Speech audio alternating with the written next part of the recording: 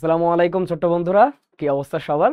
তোমাদের বার্ষিক পরীক্ষার সেরা প্রস্তুতির জন্য আমরা নিয়ে এসেছি আমাদের এই মিশন বার্ষিক সিরিজ। আজকে আমরা জেনারেল সায়েন্সের প্রথম 4টা চ্যাপ্টার পড়ব। সো এই 4টা চ্যাপ্টারের প্রত্যেকটা চ্যাপ্টার থেকে গুরুত্বপূর্ণ এমসিকিউ গুলো আমরা সলভ করব এবং ওই টপিকগুলো বোঝার চেষ্টা করব যে টপিকগুলো নিয়ে আমরা একটু কনফিউজ থাকি, এবং এই রিলেটেড আর কি কি প্রশ্ন আসতে পারে সবকিছু আমরা ইনশাল্লাহ সলভ করব। তাহলে সবাই নিজেরা জয়েন করো এবং তোমাদের বন্ধুদেরকে জানিয়ে দাও যে আজকে জেনারেল সায়েন্সের একটা সেরা ক্লাস হতে যাচ্ছে। সো আমি আছি আব্দুল্লাহ আল নোমান, পড়াশোনা করছি ঢাকা মেডিকেল কলেজে, তোমাদেরকে পড়াচ্ছি জেনারেল সায়েন্স। সো আজকে আমরা এমসিকিউ সলভ করব এবং আজকে আমাদের প্রথম চ্যাপ্টারটা হলো উন্নততর জীবনধারা। আমরা সবাই এই চ্যাপ্টারে কিছু তথ্য নিয়ে একটু কনফিউজ থাকি। যেমন ধরো আমাদের প্রথম প্রশ্নটা যে পরিপাককৃত খাদ্য শোষিত হয়ে দেহকোষের কোথায় সংযোজিত হয়। পরিপাক জিনিসটা কি? পরিপাক ব্যাপারটা আসলে কি? আমরা যে খাবারটা খাই, খাবারটা কি অবস্থায় থাকে? একটা কঠিন অবস্থায় থাকে না? এবং খাবারটাকে একটা জটিল অবস্থায় থাকে না? বা আমরা যখন খাবারটা খাই তখন কি সেটা শোষণযোগ্য, মানে শোষণ অবস্থায় থাকে যে আমাদের বডির ভিতরে গেলে সেটা শোষিত হয়ে যাবে? সেটা কোন অবস্থায় থাকে? সেটা থাকে অশোষণযোগ্য অবস্থায়।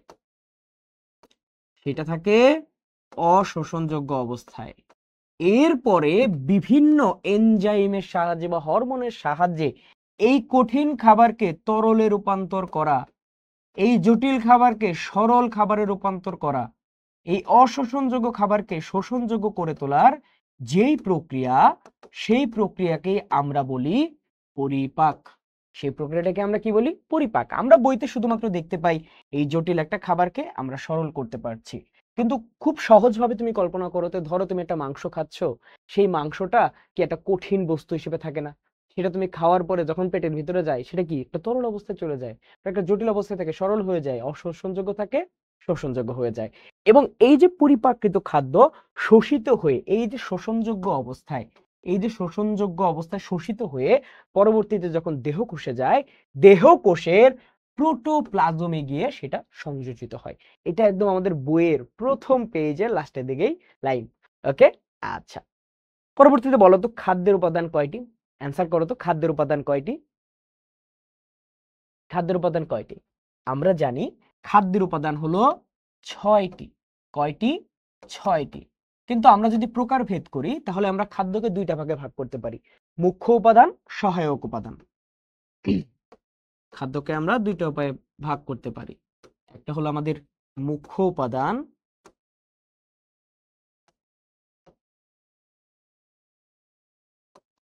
আরেকটা হলো সহায়ক উপাদান।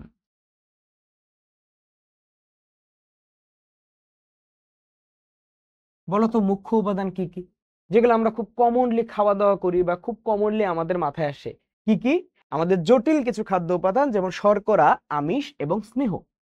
শর্করা, আমিষ এবং স্নেহ।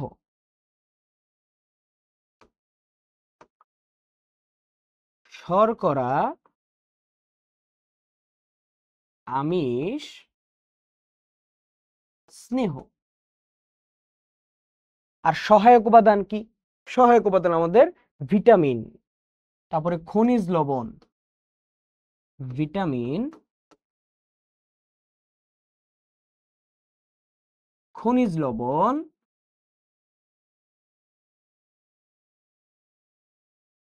পানি। এবং এর সাথে আমরা আরেকটা অ্যাড করি, সেটা কি? সেটা হলো আমাদের আঁশ জাতীয় খাদ্য। সেটা কি? আমাদের আঁশ জাতীয় খাদ্য। তো আমাদের খাদ্যের উপাদান যদি বলে কয়টি, তাহলে সেটা হলো আমাদের 6টি, একদম বইয়ের সরাসরি লাইন 6টি। কিন্তু আমরা খাদ্যকে 2টা ভাগে ভাগ করতে পারি, একটা হলো মুখ্য উপাদান আর একটা হলো সহায়ক উপাদান। মুখ্য উপাদান কি কি আছে? শর্করা, আমিষ, স্নেহ। আর সহায়ক উপাদান রয়েছে আমাদের ভিটামিন, খনিজ লবণ, পানি এবং তার সাথে আঁশ। এদিকে আর কখনো ভুল হবে? আশা করি ভুল হবে না। তো এরপরে দেখি আমরা কোনটি খাদ্যের সহায়ক উপাদান। আমরা একটু আগেই কিন্তু দেখে আসছি যে খাদ্যের মুখ্য উপাদান, সহায়ক উপাদান। মুখ্য উপাদান আমরা পেয়েছিলাম এই স্নেহ, আমিষ, শর্করা। সহায়ক উপাদান কোনটা ছিল? সহায়ক উপাদান ছিল আমার পানি। তো সহায়ক উপাদান কোনটা? পানি। এরপরে আসে সুক্রোজের উৎস কোনটা? বলতো সুক্রোজ কি? এক ধরনের শর্করা। সুক্রোজ কি? এক ধরনের শর্করা। সেই শর্করার মধ্যে যে আমাদের সুক্রোজটা আছে, এই সুক্রোজের উৎস কি কি? আমাদের এই জায়গায় যে আখের রস আছে, সেটা হলো আমাদের সুক্রোজের উৎস। এটা বাদেও আর কি কি আছে? এটা বাদেও আছে চিনি, গুড়, মিছরি, তার সাথে আমাদের এই আখের রস। এগুলা কি? এগুলো হলো আমাদের সুক্রোজের উৎস। এগুলা কি আমাদের? এগুলা সুক্রোজের উৎস। ওকে, তাহলে সুক্রোজের উৎস কি কি? আখের রস, চিনি, গুড়, মিছরি। ওকে, পরের প্রশ্নটা দেখি। গ্লাইকোজেন কি? দেখো, আমরা যখন শর্করা পড়ি, শর্করার মধ্যে আবার কয়েকটা ভাগ করি। আমরা উদ্ভিদ উৎস পড়ি,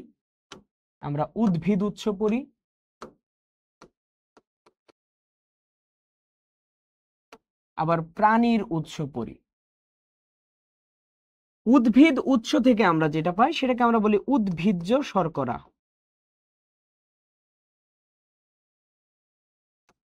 আর প্রাণী উৎস থেকে যেটা পাই সেটাকে আমরা কি বলি? প্রাণীজ শর্করা।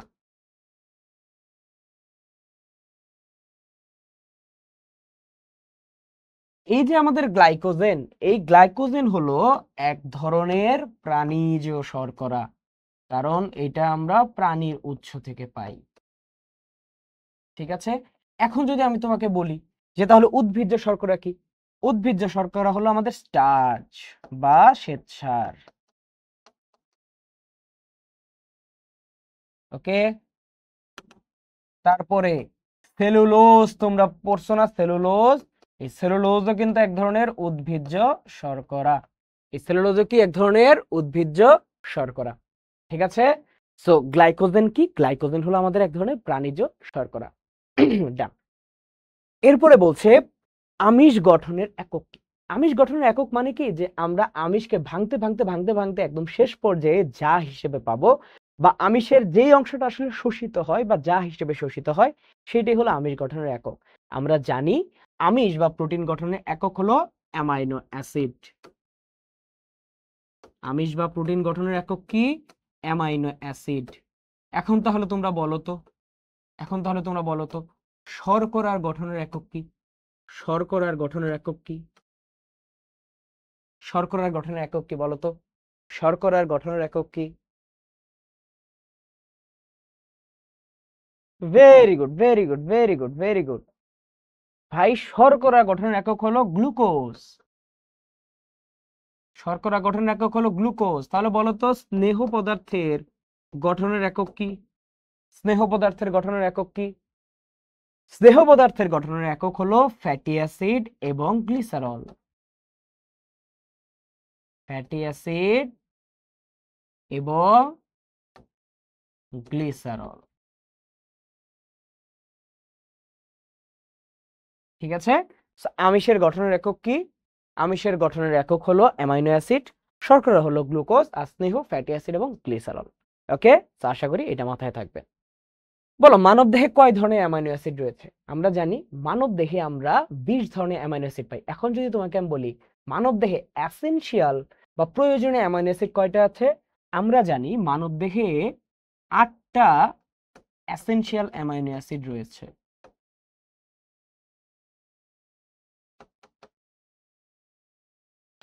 অনেক সময় এটার আমাদের নাম আসতে পারে নিচের কোনটি অ্যামাইনো অ্যাসিড বা নিচের কোনটি এসেনশিয়াল অ্যামাইনো অ্যাসিড। তো সেটার ক্ষেত্রে আমরা একটা ছন্দ দ্বারা এটা মনে রাখি। সেই ছন্দটা হলো এমটিভি ফিল। সেই ছন্দটা হলো MTV feel. M TV feel. MTV feel. এর মধ্যে যে এম, এই এম দ্বারা কি বোঝায়? মিথিওনিন।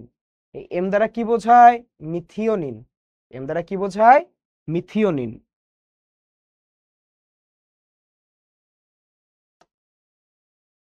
টি দ্বারা বোঝায় দুইটা। টি দ্বারা কয়টা বোঝায়? টি দ্বারা দুইটা বোঝায়। কি? ট্রিপ্টোফ্যান এবং থ্রিওনাইন। ট্রিপ্টোফ্যান এবং থ্রিওনাইন। ট্রিপ্টোফ্যান এবং থ্রিওনাইন। থ্রিওনাইন বা থ্রিওনিন অনেক ক্ষেত্রে এক এক রকম বলে। এই ভিতে কি বোঝায়? ভিতে বোঝায় ভ্যালিন।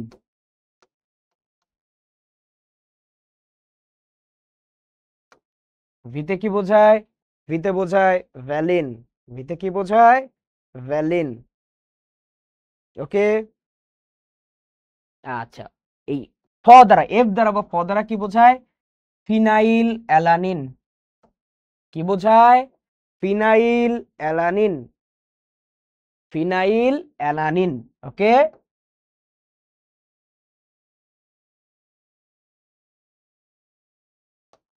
ফিনাইল অ্যালানিল। এই আই দ্বারা কি বোঝায়? আই দ্বারা বোঝায় আইসোলিউসিন। আই দ্বারা কি বোঝায়? আইসোলিউসিন।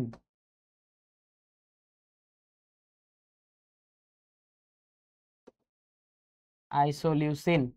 এই একটা এল দ্বারা বোঝায় লিউসিন, আর আরেকটা এল দ্বারা বোঝায় লাইসিন। এই আটটা হলো আমাদের এসেনশিয়াল অ্যামাইনো অ্যাসিড। এই আটটা হলো কি আমাদের এসেনশিয়াল অ্যামাইনো অ্যাসিড। দয়া করে খাতায় বা বইতে ছন্দ আকারে এটা লিখে রাখো। বইতে তো আছেই, ছন্দটা তুমি একটু বইতে লিখে রাখো, এটা তোমার জন্য হেল্পফুল হবে। ওকে, লিখো লিখো লিখো, সবাই লিখো, সবাই লিখো।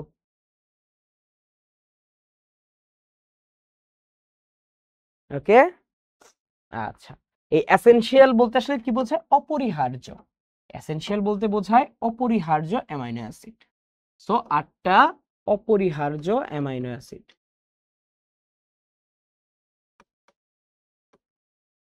ওকে। তো আমরা পারবো যে এমটিবি ফিল মানে মিথিওনিন, টিতে দুইটা ট্রিপ্টোফ্যান থ্রিওনাইন, ভিতে ভ্যালিন, এফতে হলো ফিনাইল অ্যালানিন, আইতে হলো আইসোলিউসিন, এলতে হলো লিউসিন, আর কেলতে হলো লাইসিন।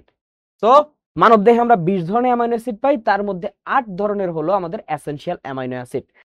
এরপরে বলছে 200 গ্রাম গরুর দুধে কত গ্রাম প্রোটিন থাকে? আমরা জানি 200 গ্রাম গরুর দুধে আমাদের 6.4 গ্রাম প্রোটিন থাকে। তো 200 গ্রাম গরুর দুধে কত গ্রাম প্রোটিন থাকে? 6.4 গ্রাম। এখন যদি আমি তোমাকে প্রশ্ন করি যে ভাই তাহলে বলেন তো 100 গ্রাম গরুর দুধে কত গ্রাম প্রোটিন থাকবে? 200 তে যদি থাকে 6.4, তাহলে 6.4/2 মানে কত হয়? মানে হলো আমাদের 3.2 গ্রাম। আসলে আমরা মনে রাখবো যে 100 গ্রাম গরুর দুধে 100 গ্রাম গরুর দুধে কত গ্রাম প্রোটিন থাকে? 3.2 গ্রাম প্রোটিন থাকে। তো 200 গ্রামে কত থাকবে? 2 দ্বারা গুণ করলে 6.4। তো 200 গ্রাম গরুর দুধে কত গ্রাম থাকবে? 6.4। 100 গ্রাম গরুর দুধে কতটুকু থাকে? 3.2 গ্রাম। ডান। এরপরে আসে পুদিনা পাতায় কোন ভিটামিন বিদ্যমান? বলতো পুদিনা পাতায় কোন ভিটামিন বিদ্যমান? পুদিনা পাতায় কোন ভিটামিন বিদ্যমান? ভাই পুদিনা পাতায় থাকে আমাদের ভিটামিন এ। পুদিনা পাতায় আমাদের কি থাকে? Vitamin A. বিভিন্ন ধরনের শাক, যেমন লাল শাক, পুঁই শাক, নানান ধরনের শাক, গাজর, পুদিনা পাতা, ইত্যাদি ইত্যাদি ইত্যাদি ইত্যাদি, এইসবে কি থাকে? এইসবে আমাদের থাকে ভিটামিন এ। কি থাকে? Vitamin A. এগুলো হলো আমাদের উদ্ভিজ উৎস। এটা আমাদের কি? উদ্ভিজ্জ উৎস। এখন এখন এখন এখন বলো তো ভিটামিন এ এর অভাবে কোন রোগ হয়? যে কোনো কিছুর ক্ষেত্রে তুমি যে কোনো একটা কিছু একটা পাইলেই, ধরো স্নেহ পদার্থ পাচ্ছ বা শর্করা পাচ্ছ বা আমিষ পাচ্ছ বা ভিটামিন পাচ্ছ, অবশ্যই উৎস পড়বা, এটার কাজ কি বা এটার ভূমিকা কি পড়বা, প্লাস তুমি পড়বা এটার অভাবে কি রোগ হয়। বলো তো ভিটামিন এ এর অভাবে কোন রোগ হয়? আমরা একদম এক কথায় বললে বলি রাতকানা রোগ হয়। কি রোগ হয়? রাতকানা, রাতকানা, রাতকানা। এখন রাতকানা রোগ তো হয়, অনেক ক্ষেত্রে ভিটামিন এ এর অভাবে একজন অন্ধ হয়ে যেতে পারে। সো আমরা বলবো ভিটামিন এ এর অভাবে হয় জেরোফথেলমিয়া। জেরোফথেলমিয়া রোগ হয়, মানে রাতকানা থেকে একটা মানুষ পরবর্তীতে অন্ধ পর্যন্ত হয়ে যেতে পারে। রাতকানা থেকে পরবর্তীতে একটা মানুষ কি হয়ে যেতে পারে? অন্ধ পর্যন্ত হয়ে যেতে পারে। অন্ধ পর্যন্ত হয়ে যেতে পারে। এবং এটাকে আমরা বলি চোখে, চোখের একটা অংশ আছে কর্নিয়া, চোখে একটা অংশ আছে কর্নিয়া, এই কর্নিয়ায় আলসার হইতে পারে। কর্নিয়ায় আলসার হইতে পারে। ঠিক আছে। ওকে। তারপরে বলো তো আরো কি কি হইতে পারে? ভাই ভিটামিন এ এর অভাবে দেহের বৃদ্ধি ব্যাহত হবে। দেহের বৃদ্ধি ব্যাহত হবে। দেহের বৃদ্ধি ব্যাহত হবে। ওকে। তারপর দেহের যে আমাদের ত্বক, ত্বকে লোমকূপ আছে না, আমরা যে লোম দেখি গায়ের, তো এটার যে লোমকূপ আছে সেই লোমকূপে গুটি গুটি সৃষ্টি হইতে পারে, তো নানান রোগ সৃষ্টি হইতে পারে এ বাদেও। তো যে কোনো একটা কিছু পড়ার সময় আমরা অবশ্যই এটার উৎস, এটার কাজ কি, এটার ভূমিকা কি এবং এটার অভাবে কি কি রোগ হয় সেটা আমরা পড়ে নিব। ডান। এরপর আসে কোনটি ভিটামিন ই এর উত্তম উৎস। ভাই আমরা জানি যে পাম তেল হলো ভিটামিন ই এর উত্তম থেকে উত্তমতর উৎস। একদম এক লাইনে কথা যে পাম তেল হলো ভিটামিন ই এর উত্তম উৎস। ডান। এবার বলছে পনির থেকে কোন ভিটামিন পাওয়া যায়। আমরা জানি পনির থেকে ভিটামিন বি পাওয়া যায় এবং বি এর মধ্যে কোনটা, ভিটামিন বি12।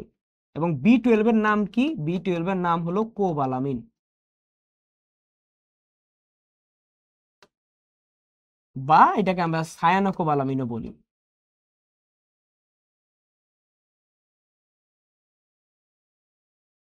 বলতো এই ভিটামিন বি12 এর অভাবে কোন রোগটা হইতে পারে, অনেকগুলা রোগ হইতে পারে, বাট মেইনলি আমরা যেটা বলি সেটা হলো রক্ত স্বল্পতা বা রক্তাল্পতা বা যেটাকে আমরা বলি অ্যানিমিয়া, যেটাকে আমরা কি বলি, অ্যানিমিয়া।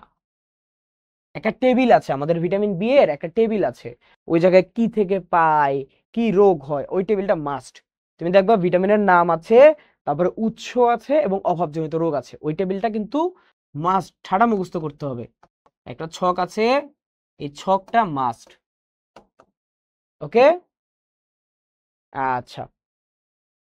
এরপরে আসে আমাদের প্রতি 100 মিলিলিটার রক্তে লৌহের পরিমাণ কত। আমরা জানি প্রতি 100 মিলিলিটার রক্তে প্রায় 50 গ্রামের মতন লৌহ থাকে, প্রায় 50 গ্রামের মতন আয়রন বা লৌহ থাকে। এরপর আমাদের দেহে কোন খনিজ পদার্থের পরিমাণ সবচেয়ে বেশি। আমাদের দেহে আমরা জানি যে আমাদের দেহের সবচেয়ে বেশি পরিমাণে থাকে ক্যালসিয়াম, সবচেয়ে বেশি পরিমাণে থাকে ক্যালসিয়াম, এটা হলো আমাদের ফার্স্ট পজিশনে থাকে। সেকেন্ড পজিশনে থাকে ফসফরাস, সেকেন্ড পজিশনে কে থাকে, ফসফরাস। ক্যালসিয়াম কই কই থাকে বলতো। ক্যালসিয়ামের একটা অন্যতম উৎস হলো আমাদের অস্থি, যেটাকে আমরা হাড় বা বোনসও বলি, এবং দাঁত, এবং দাঁত, এটা হলো ক্যালসিয়ামের অন্যতম উৎস। এটা হলো আমাদের বডিতে ক্যালসিয়ামের অন্যতম উৎস বা ক্যালসিয়াম আমাদের এই দুইটার প্রধান উপাদান। আমরা বলি যে অস্থি বা বোনসের প্রধান উপাদান হলো ক্যালসিয়াম, প্রধান উপাদান হলো ক্যালসিয়াম।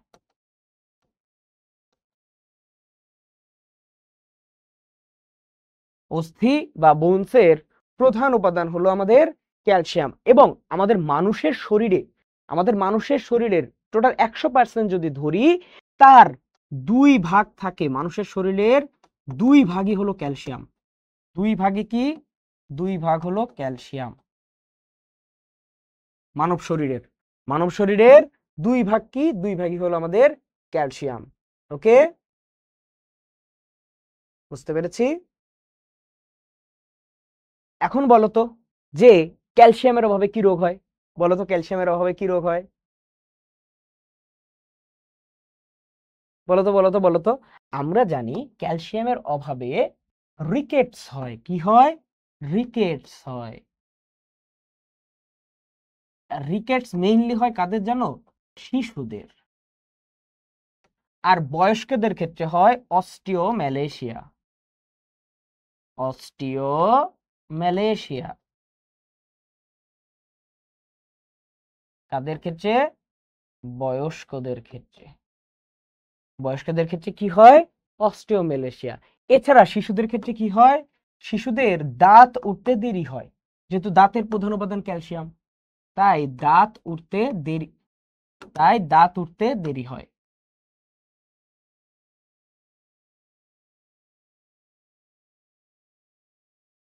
ওকে, দাঁত উঠতে দেরি হয়। ওকে, বুঝতে পেরেছি। ডান। তো আমাদের দেহে কোন খনিজ পদার্থের পরিমাণ সবচেয়ে বেশি থাকে, ক্যালসিয়াম। এটা হলো আমাদের যে অস্থি বা হাড় বা দাঁত তার প্রধান উপাদান। এবং মানব শরীরের 2 ভাগ, এটা কিন্তু আমাদের মানব শরীরের 2 ভাগই ক্যালসিয়াম থাকে। ওকে, আচ্ছা। এরপরে মনির সাহেবের ওজন হলো 70 কেজি এবং উচ্চতা হলো 1.78 মিটার। তাহলে তার বিএমআই কত। আমরা বিএমআই এর ফর্মুলা কি জানি, বিএমআই এর ফুল ফর্ম কি বলতো, বডি ম্যাস ইন্ডেক্স। মানে একটা মানুষ কতখানি মোটা, একটা মানুষ কতখানি মোটা, এটা আমরা বের করি। আসলে তার ভুঁড়ি কি কমানো উচিত নাকি কমানো উচিত না, তার যে ওজন হইতেছে এত বেশি, এটা কি কমানো উচিত কি উচিত না, এটা আমরা বের করি বিএমআই দ্বারা, যে একটা মানুষ কতটা মোটা। তো এই বিএমআই বের করার ফর্মুলাটা কি? বিএমআই বের করার ফর্মুলা হলো ওজন, মানে একটা মানুষ তার ওজন, ওজন কিসে আমরা পরিমাপ করব? কেজিতে। কিসে? কেজিতে। আর তার উচ্চতা, তার উচ্চতা, উচ্চতা আমরা কিসে পরিমাপ করব? মিটারে। কিসে? মিটারে। এবং এই যে উচ্চতাটা আছে, এই যে উচ্চতাটা আছে সেটাকে আমরা স্কয়ার করে দিব। সেটাকে আমরা কি করে দেব? স্কয়ার করে দিব। কি করে দেব? স্কয়ার। তো ওজন কেজিতে বাই উচ্চতা মিটারে, এটার স্কয়ার। তাহলে বলো তো ওজন কত? ওজন হলো 70 কেজি। ওজন কত কেজি? ওজন হলো 70 কেজি। উচ্চতা কত? 1.78 মিটার। 1.78 মিটার। এটার স্কয়ার, এটার স্কয়ার। ক্যালকুলেটরে বসাই, আসো ক্যালকুলেটরে বসাই। এই যে ক্যালকুলেটরে বসাইলাম। উপরে কত? উপরে হলো আমাদের 70, নিচে কত? 1.78 এটার স্কয়ার। এখন আমি কত পাইলাম? এই যে আমি পাইছি কত? 22.09। কত পাইছি? 22.09। তুমিও ক্যালকুলেটরে বসাও। এগুলা ম্যাথ কিন্তু ভুল করা যাবে না, এগুলো কিন্তু বারবার আসবে। উত্তর কি? 22.09। আচ্ছা, এরপর আসছে আদিবার ওজন 60 কেজি, উচ্চতা এত মিটার, তার বিএমএ কত? এটা তোমরা করো তো, এটা তোমরা করে আমাকে অ্যান্সার জানাও। দেখি তাড়াতাড়ি অ্যান্সার দাও, তাড়াতাড়ি অ্যান্সার জানাও।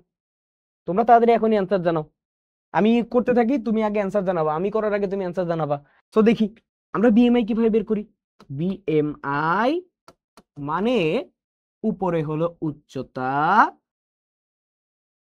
কেজিতে, সরি উচ্চতা কেজিতে হয় নাকি, ওজন কেজিতে, আর নিচে হলো কি? উচ্চতা কিসে? মিটারে। এটা কি করে দেব? এটাকে আমি স্কয়ার করে দেব। এটাকে আমি কি করে দেব? স্কয়ার করে দেব। তো বসাইলে কি পাবো? উপরে আছে হলো 60, নিচে হলো আমাদের কি? 1.5, এটার স্কয়ার। ক্যালকুলেটরে বসাইতে হবে, ক্যালকুলেটরে না বসাইলে তো হবে না। তো ক্যালকুলেটরে বসাই। উপরে হলো 60, নিচে হলো 1.5 এর উপর স্কয়ার, 1.5 এর উপর স্কয়ার। তাহলে আমার এসেছে 26.7। তোমার কত এসেছে? তোমার কত এসেছে? ভেরি গুড, তোমার আমার তো মিলে গিয়েছে, তোমার আমার তো মিলে গিয়েছে, তোমার আমার মিলে গিয়ে হয়েছে 26.7। তো আগের ম্যাথে আমরা যেভাবে করেছি সেম ওয়েতে আমরা এখানেও করেছি, তোমার আমার অ্যান্সার গিয়েছে মিলে। তাহলে আমরা বিএমআই এর ম্যাথ পারবো এখন থেকে, বিএমআই এর ম্যাথ কিন্তু ভুল হবে না আমাদের আর। আচ্ছা, এবারে বলছে খাদ্যের তাপ শক্তি মাপার একককে আমরা কি বলি? আমরা খাদ্যের যে তাপ শক্তি আছে সেটা মাপি কি দিয়ে? যেমন ধরো আমরা যদি তোমাকে মানে এখন যদি জিজ্ঞাসা করি যে 1 গ্রাম আমিষে তুমি কতটুকু শক্তি পাও বলো তো? বা আমি তোমাকে জিজ্ঞাসা করলাম 1 গ্রাম শর্করায় তুমি কতটুকু শক্তি পাও বলো তো? আর 1 গ্রাম স্নেহে, 1 গ্রাম স্নেহে তোমরা কতটুকু শক্তি পাও বলো? বলো বলো, তোমরা কোনটায় কেমন শক্তি পাও? তোমরা কোনটায় কেমন শক্তি পাও বলো তো? কোনটা একটু বেশি শক্তি, কোনটা একটু কম শক্তি?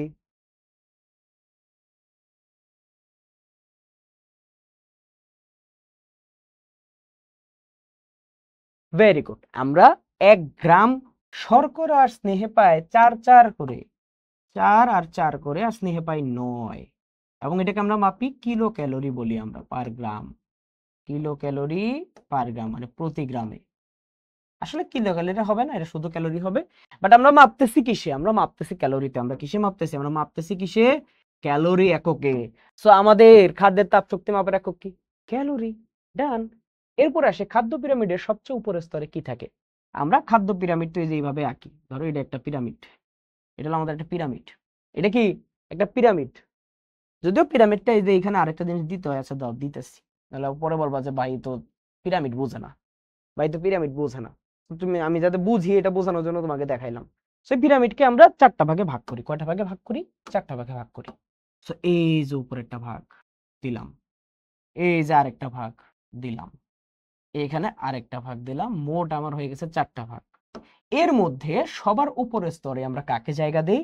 সবার উপরের স্তরে আমরা জায়গা দেই স্নেহ পদার্থকে। কাদেরকে? স্নেহ পদার্থকে। তার নিচে আমরা কাদেরকে জায়গা দিই? ঠিক তার নিচে আমরা জায়গা দিই আমিষ গ্রুপকে। কাদেরকে? আমিষ গ্রুপকে। সবার উপরে স্নেহ, তারপরে আমিষ, তার নিচে আমরা দিই ভিটামিন এবং খনিজ লবণ। ভিটামিন এবং খনিজ লবণকে, এবং সবার নিচে আমরা জায়গা দেব কাকে? সবার নিচে আমরা জায়গা দেব শর্করাকে। আমাদের অবশ্যই একটা খাদ্য পিরামিড আঁকতে জানতে হবে। একটা খাদ্য পিরামিড আঁকতে তোমাকে মাস্ট জানতে হবে, এটা তোমার আসবেই পরীক্ষায়। দেখ কোনটাকে আমরা কোথায় জায়গা দেব, কোনটাকে আমরা কোথায় জায়গা দেব। সবার উপরে জায়গা দেব কাকে? সবার উপরে জায়গা দেব আমরা স্নেহকে, তারপরে আমরা জায়গা দেব আমিষকে, তারপরে ভিটামিন ও খনিজ লবণ, এবং সবার নিচে শর্করা। সো সবার উপরে হলো স্নেহ। এখন স্নেহ পদার্থের উদাহরণ কোনটা তুমি বলো? এই যে পনির, এই পনিরটা কি স্নেহ পদার্থের একটা উদাহরণ। ডান। তারপরে আসে ফলের রস, শ্বাস সংরক্ষণের জন্য কোনটা উপযোগী? এটা কোন টপিকের আন্ডারে? এটা হলো খাদ্য সংরক্ষণের আন্ডারে। কোন টপিকের আন্ডারে? এটা হলো খাদ্য সংরক্ষণ টপিকের আন্ডারে। বলতো খাদ্য সংরক্ষণ আমরা কোন কোন উপায়ে করতে পারি? খাদ্য সংরক্ষণ করার নানান উপায় আছে। খাদ্য সংরক্ষণের নানান উপায় আছে। এখন খাদ্য সংরক্ষণের কয়েকটা উপায়ের নাম বলো তো। খাদ্য সংরক্ষণের কয়েকটা উপায়ের নাম বলো।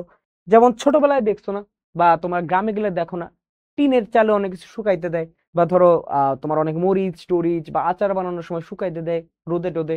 সো এই যে শুষ্ককরণ, এটা হলো অন্যতম একটা টপিক এবং প্রাচীনতম টপিক যেটা তোমার ইউজ করা হয়। আচ্ছা, তারপরে ধরো কোনো একটা ফলমূল বা শাকসবজি কিনে আনার পরে সেটাকে আমরা ফ্রিজে রাখি না নর্মাল টেম্পারেচারে, যাতে ওইটা তোমার সংরক্ষিত থাকে। তো রেফ্রিজারেশন।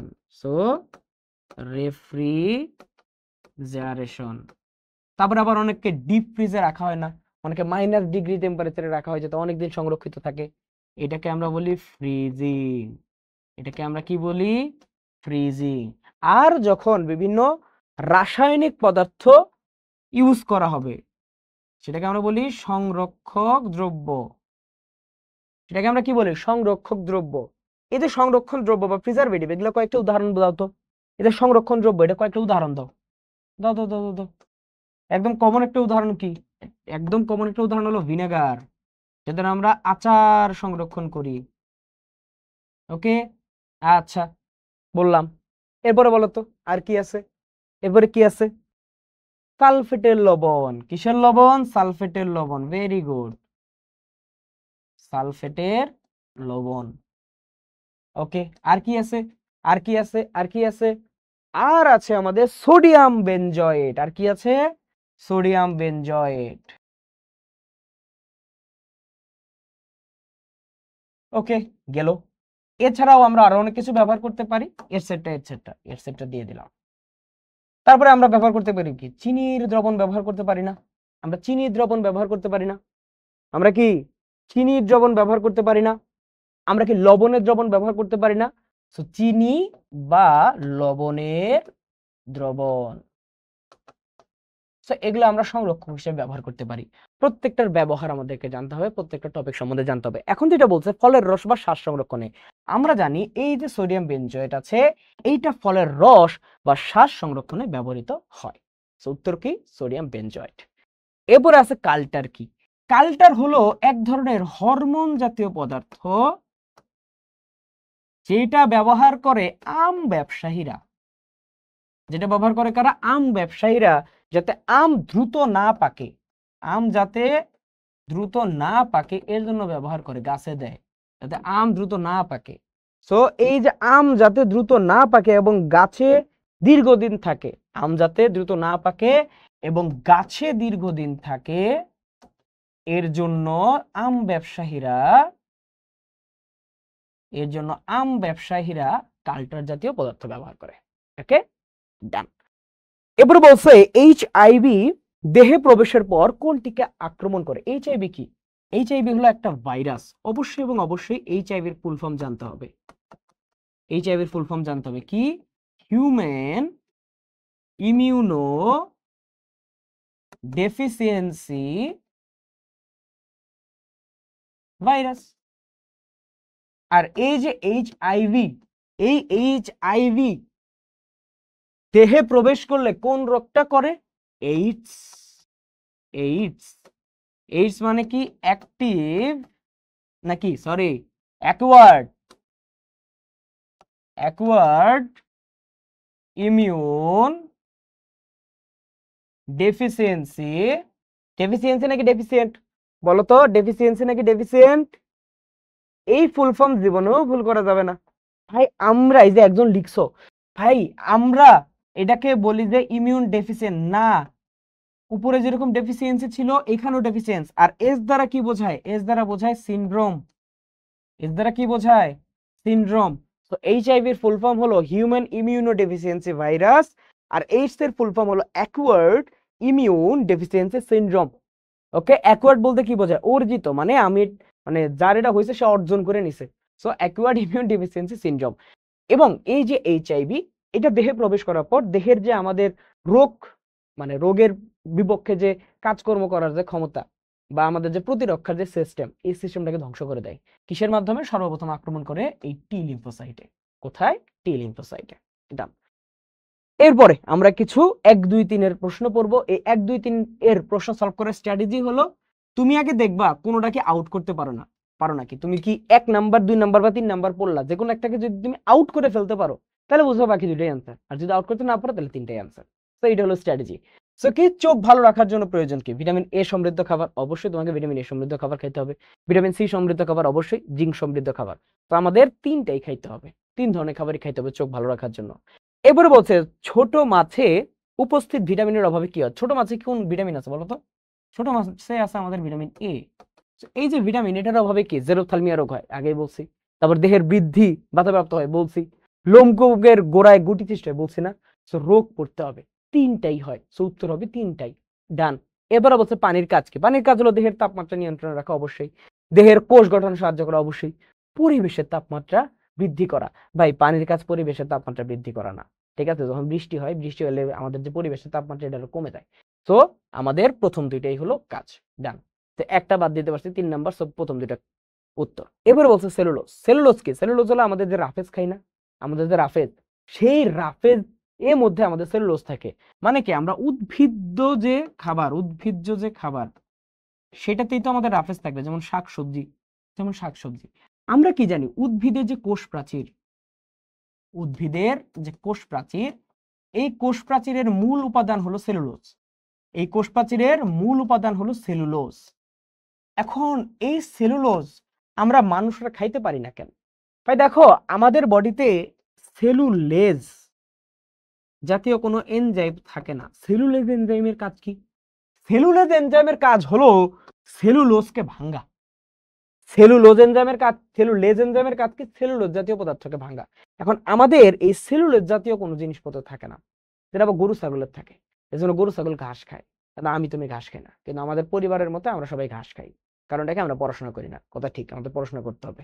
তো এই জায়গায় কি একটা অপাচ্য প্রকৃতির শর্করা হলো এই সেলুলোজ, যেটা আমাদের এই যে সেলুলেজ এনজাইম না থাকার কারণে আমরা এটা পরিপাক করতে পারি না, হজম করতে পারি না। তো এটা একটা অপাচ্য প্রকৃতির খাদ্য।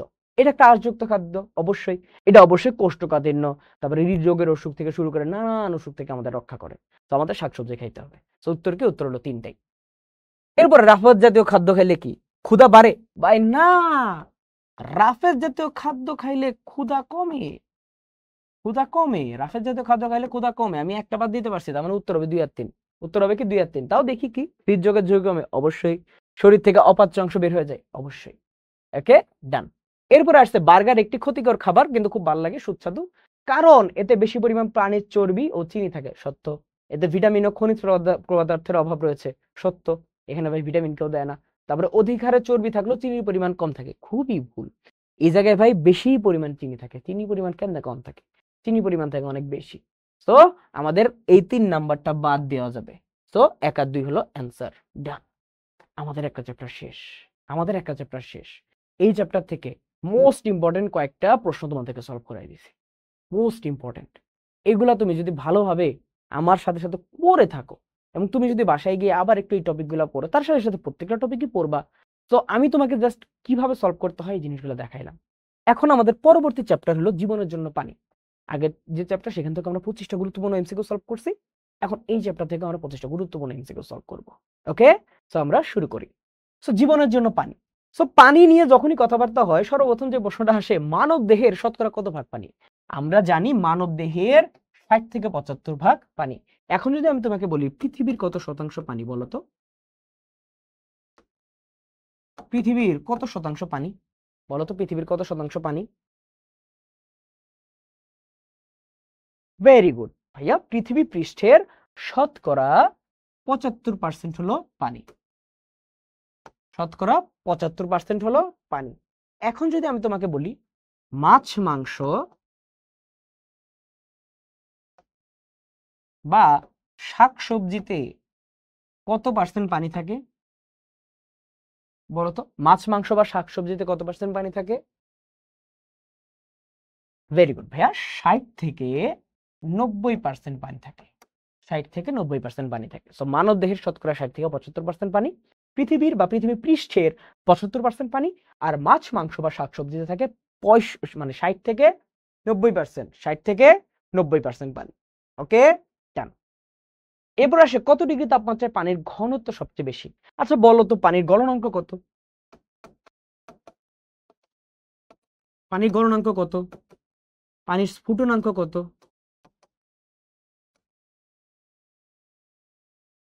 আমরা জানি পানির গলনাঙ্ক মানে যে তাপমাত্রায় পানি গলে যায়, মানে বরফ গলে যায়, সরি বরফ গলে যায়, সেটা হলো 0°C। আর পানির স্ফুটনাঙ্ক কত? পানির স্ফুটনাঙ্ক হলো 99.98°C।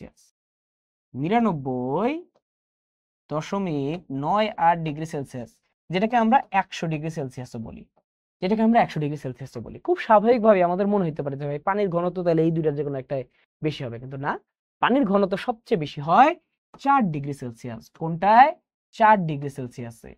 4°C পানির ঘনত্ব হয় সবচেয়ে সবচেয়ে সবচেয়ে বেশি। ওকে, এবং এটাকেই আমরা 1 গ্রাম পার সিসি বা আমাদের কিউবিক সিসিও বলি বা কিউবিক মিটারও বলি। আমরা একটু পরে ওইটার মানও পড়বো। তো কত ডিগ্রি তাপমাত্রায় পানির ঘনত্ব সবচেয়ে বেশি? ভাই 4°C।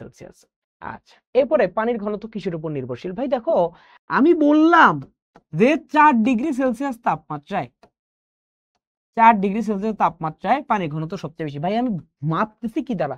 তাপমাত্রা দ্বারা। তাহলে পানির ঘনত্ব কিসের উপর নির্ভরশীল হবে? তাপমাত্রার উপর নির্ভরশীল। তো পানির ঘনত্ব কিসের উপর নির্ভরশীল? তাপমাত্রার উপর নির্ভরশীল। এরপরে বলছে যে ভাই 1 কিউবিক মিটার ভর কত? আমরা জানি 1 কিউবিক মিটার সমান হলো 1000 কেজি। কত কেজি? 1000 কেজি। এখন যদি আমি তোমাকে বলি ভাই এক সিসি পানির ভর কত? 1 সিসি পানির ভর কত?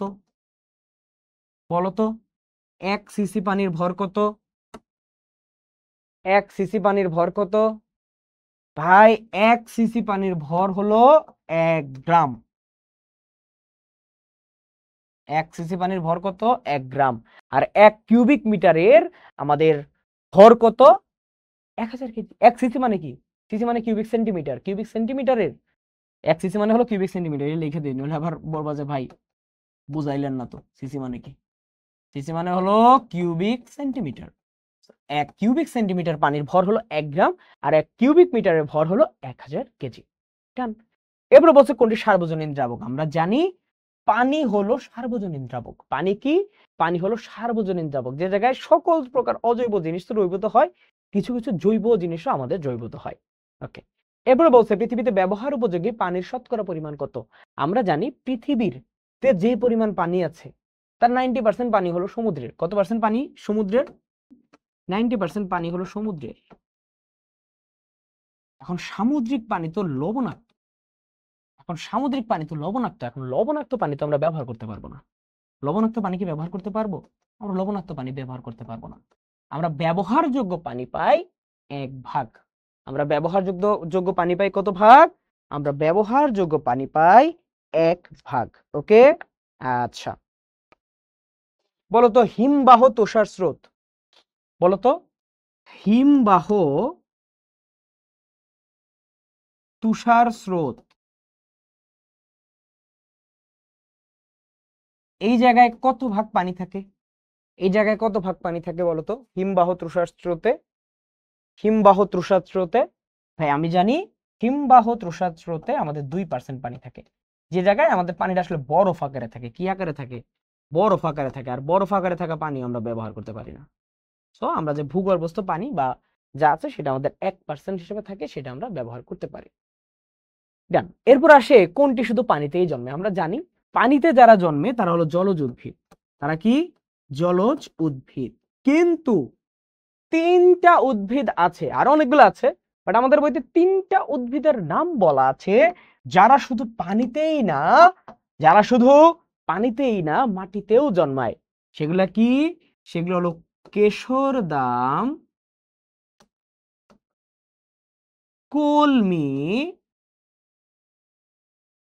হেলেঞ্চা। এরা কি? এরা আমাদের পানিতেও জন্মায় প্লাস মাটিতেও জন্মায়।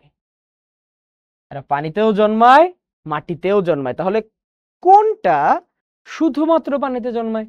ভাই সিঙ্গারা। কোনটা? সিঙ্গারা। আর শুধু পানিতে জন্মায় আমার আরো কি কি আছে? ভাই কচুরি পানা আছে, খুদি পানা আছে, উড়ি পানা আছে, আরো অনেকগুলো উদ্ভিদ আছে। তো শুধু পানিতে জন্মায় সিঙ্গারা। আর কেশরদাম, কলমি, হেলেঞ্চা এগুলো পানি এবং মাটি দুইটাতেই জন্মায়। ডান। এবারে বলছে নিচে কোন উদ্ভিদটি পানি ও মাটি উভয়ে জন্মায়? আমি নামগুলো পড়ে আসছি। কেশরদাম, এই যে কেশরদাম, কলমি, হেলেঞ্চা, এর মধ্যে কোনটা পাবা এই জায়গায়? এই যে কেশরদাম পাইছি। তো উত্তর হলো কেশরদাম। ওকে, ডান। তারপরে 150 লিটার পানিতে কত মিলিগ্রাম অক্সিজেন থাকা দরকার বলতো?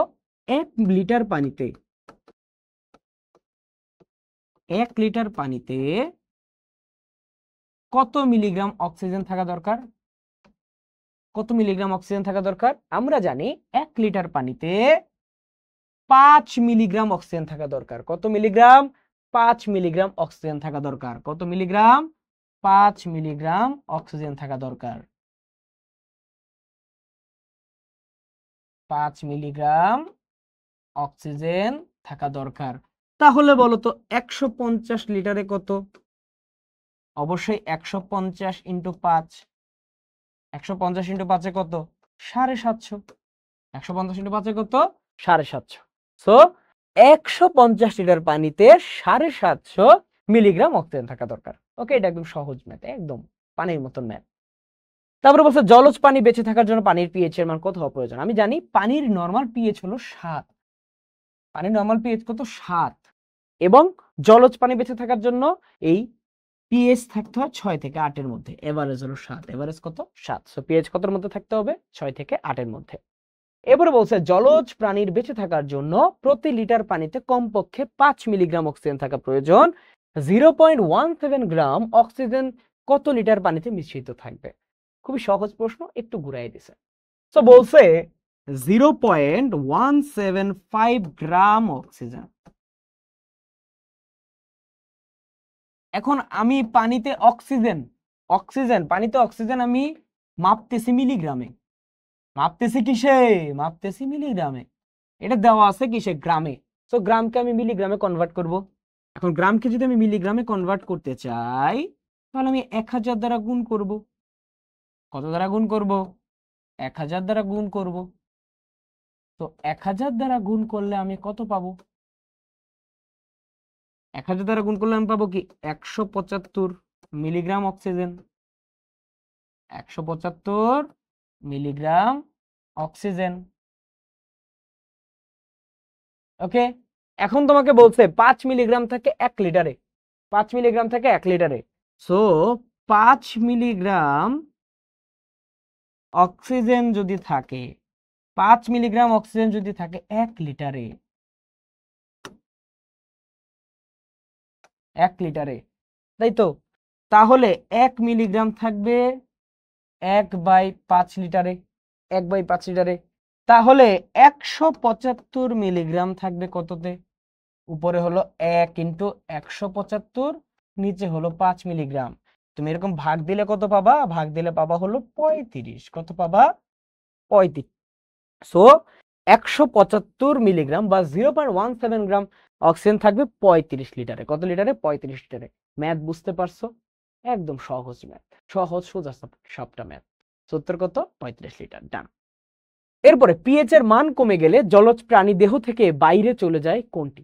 পিএইচ এর মান কমে গেলে আমরা জানি পিএইচ এর মান যদি কমে যায় তাহলে আমাদের দেহ থেকে ক্যালসিয়াম সহ নানান মৌল আমাদের বের হয়ে যায়, ক্যালসিয়াম সহ নানান মৌল বের হয়ে যায়। তো উত্তর কি হবে? ক্যালসিয়াম। তারপরে বলছে পানি বিশুদ্ধ করার অন্যতম পদার্থ কি? আমরা জানি পানি বিশুদ্ধ করার অন্যতম পদার্থ হলো ক্লোরিন। অন্যতম পদার্থ কি? ক্লোরিন। এইটা ছাড়াও আমরা এই যে উপরের যেটা আছে ক্যালসিয়াম হাইপোক্লোরাইড, সেটাকে আমরা কি বলি? ব্লিচিং পাউডার বলি। কি বলি? Bleaching powder. এছাড়া আমরা এই যে ওজোন, আমরা এই যে ওজোন আছে, ওজোন ব্যবহার করতে পারি। তারপরে এই যে সোডিয়াম হাইপোক্লোরাইড, এই যে সোডিয়াম হাইপোক্লোরাইড, এই সোডিয়াম হাইপোক্লোরাইড আমরা ব্যবহার করতে পারি। বলতো সোডিয়াম হাইপোক্লোরাইড আমরা কখন ব্যবহার করি? কোন সিচুয়েশনে আমরা সোডিয়াম হাইপোক্লোরাইড ব্যবহার করি এবং কি হিসাবে ব্যবহার করি?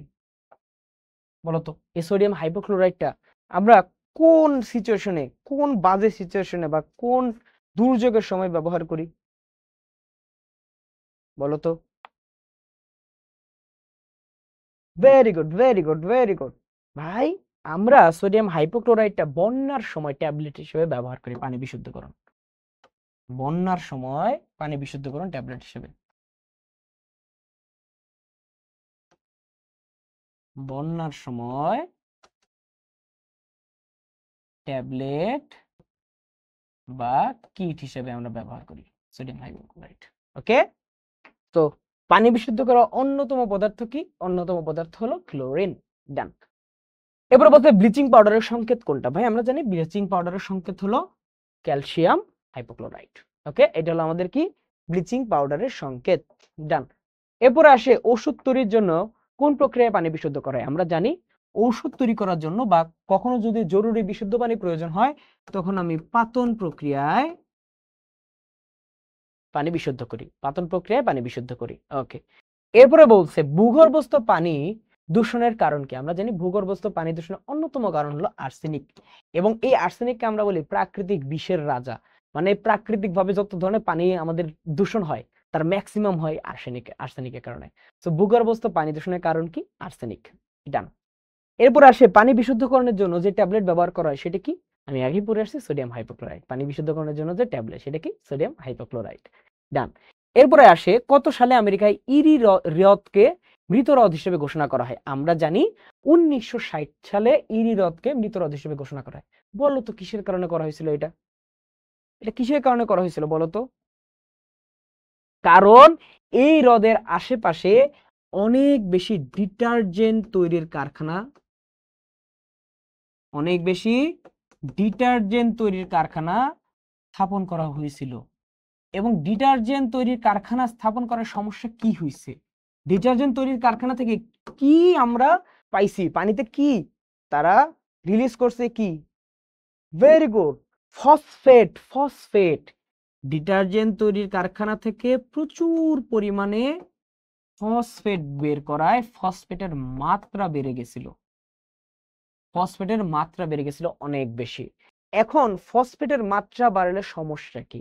ভাই ফসফেটের মাত্রা বাড়লে সমস্যা হলো এই ফসফেট প্রচুর পরিমাণে শ্যাওলা জন্মাইতে সাহায্য করে। প্রচুর পরিমাণে শ্যাওলা জন্ম নিতে সাহায্য করে প্রচুর পরিমাণে। শুধু কি ফসফেট? শুধু কি ফসফেট? আমরা জানি যে ফসফেট এবং নাইট্রোজেন, ফসফেট এবং নাইট্রোজেন প্রচুর পরিমাণে শ্যাওলার জন্ম দেয়। প্রচুর পরিমাণে কি? শ্যাওলার জন্ম দেয়। এখন সমস্যা কি হয়? শ্যাওলা জন্মাইলে সমস্যাটা কি? ভাই শ্যাওলা জন্মাইলে সমস্যা হলো যার জন্ম আছে তার তো মৃত্যু আছে, যার জন্ম আছে তার তো মৃত্যু আছে। যখন সেটা মৃত হয়, যখন সেটা মারা যায়, মারা গেলে সেইটা পানির যে অক্সিজেন, পানির যে অক্সিজেন, সে পানির অক্সিজেনের সাথে ক্রিয়া করে। সেটা পানির অক্সিজেনের সাথে ক্রিয়া করে। সেটা পানির অক্সিজেনের সাথে কি করে? ক্রিয়া করে। তো পানির অক্সিজেনের সাথে যদি বিক্রিয়া করে ফেলে একটা মৃত কিছু, তাহলে কি হবে? পানিতে অক্সিজেনের অভাব দেখা যাবে। প্রাণীতে কিসের অভাব দেখা যাবে? অক্সিজেনের অভাব দেখা যাবে। এখন প্রাণীতে যদি অক্সিজেনের অভাব দেখা দেয়, তাহলে কি জলজ প্রাণী সে জায়গায় বাঁচতে পারবে? তাহলে কি জলজ প্রাণী সেখানে বাঁচতে পারবে? তো জলজ প্রাণী মারা যাবে। জলজ প্রাণী মারা যাবে। আর জলজ প্রাণী যদি মারা যায়, তাহলেই আমরা একটা হ্রদকে কি বলবো? মৃত হ্রদ বলবো। যেহেতু জলজ প্রাণী মারা যাচ্ছে, তাই এটাকে আমরা মৃত হ্রদ হিসেবে ঘোষণা করা হয়েছিল। তো ডিটারজেন্ট তৈরি কারখানা অনেক বেশি স্থাপন হয়ে গেছিল। এর ফলে ভাই ফসফেটের মাত্রা বেড়ে গেছে। ডিটারজেন্ট কারখানা থেকে ফসফেট রিলিজ করছে, ফসফেটের মাত্রা বেড়ে গেছে, যার ফলে শ্যাওলার জন্ম নেয়। আমরা জানি পানিতে যদি ফসফেট বা নাইট্রোজেনের মাত্রা বেড়ে যায়, তাহলে শ্যাওলার জন্ম বেড়ে যায়, এবং শ্যাওলা যেহেতু জন্ম আছে, মারাও তো যাবে। এটা মারা গেলে এর হলো পানির যে অক্সিজেন, সে অক্সিজেনের সাথে বিক্রিয়া করে, এবং পানির অক্সিজেনের সাথে বিক্রিয়া করে কি অক্সিজেনের অভাব দেখা যাবে, জলজ প্রাণী মারা যাবে। তারপরে ডিটারজেন্ট কারখানা থেকে কোনটা নির্গত হয়? ভাই ফসফেট নির্গত হয়। কোনটা নির্গত হয়? ফসফেট নির্গত হয়। কোন ধাতব পদার্থ মানুষের রক্ত শূন্যতা সৃষ্টি করে? আমরা জানি সীসা। সীসা মানুষের রক্ত শূন্যতা সৃষ্টি করে। ভাই আমাদের এই যে সীসা, পারদ বা আর্সেনিক, কোনটা আমাদের কি সৃষ্টি করে, এটা আমাদের জন্য গুরুত্বপূর্ণ। এটা একটু আমরা তো জানি, আমাদের বইতেই আছে, তাও আমরা একটু আবার লিখে নিই যে পারদ কি করে। পারদের ফলে মস্তিষ্ক বিকল হয়।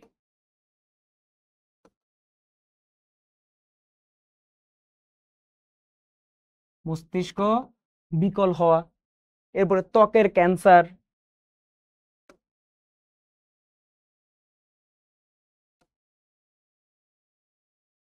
এবং তারপরে বিকলাঙ্গ হওয়া।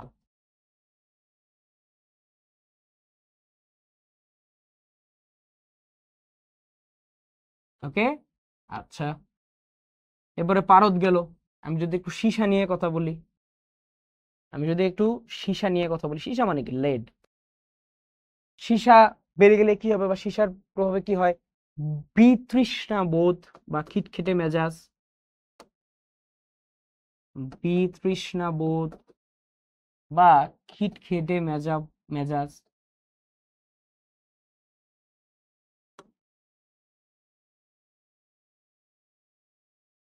বিতৃষ্ণা বোধ বা খিটখিটে মেজাজ। তারপরে শরীরে জ্বালা পোড়া করে।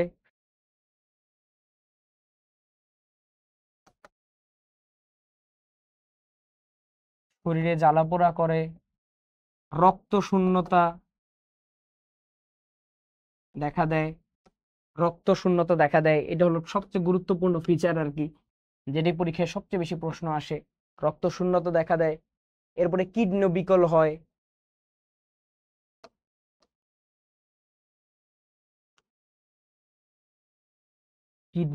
হয়। এবং পরিমাণে যদি বেড়ে যায়, পরিমাণ যদি অনেক বেশি বেড়ে যায়, পরিমাণ বেড়ে গেলে মস্তিষ্ক বিকল হয়। কি বিকল হয়? মস্তিষ্ক বিকল হয়। ভাই এটা তোমাকে ঠাড়া মুখস্থ করতে হবে, এবং এটা মুখস্থ করার কোনো বিকল্প নাই। এটা পরীক্ষা আসবে, পরীক্ষা এখান থেকে প্রশ্ন আসবে। আগেও আসছে, এখনো আসবে। আর কি আছে? আর ধরো আর্সেনিক। আর্সেনিকের ফলে কি হয়? আর্সেনিকোসিস।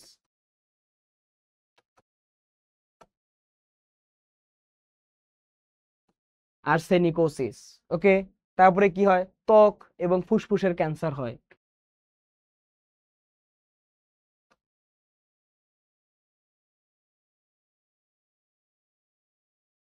ত্বক এবং ফুসফুসের ক্যান্সার হয়।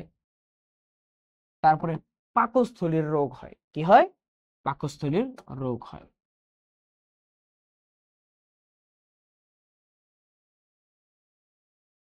ওকে, বইতেই আছে, বইয়ের কথা এই জায়গায় লিখছি, বাট এত বেশি গুরুত্বপূর্ণ যে আমি বাধ্য হইলাম আরেকবার লিখতে। তো এটা খুবই খুবই খুবই গুরুত্বপূর্ণ। অবশ্যই এটা ঠাড়া মুখস্থ করবা যে পারদের প্রভাবে কি হয়, সীসার প্রভাবে কি হয়, আর্সেনিকের প্রভাবে কি হয়। ওকে, ডান। ডান ডান ডান ডান ডান ডান। সো কোন ধাতব পদার্থ মানুষের রক্ত শূন্যতা সৃষ্টি করে? সীসা।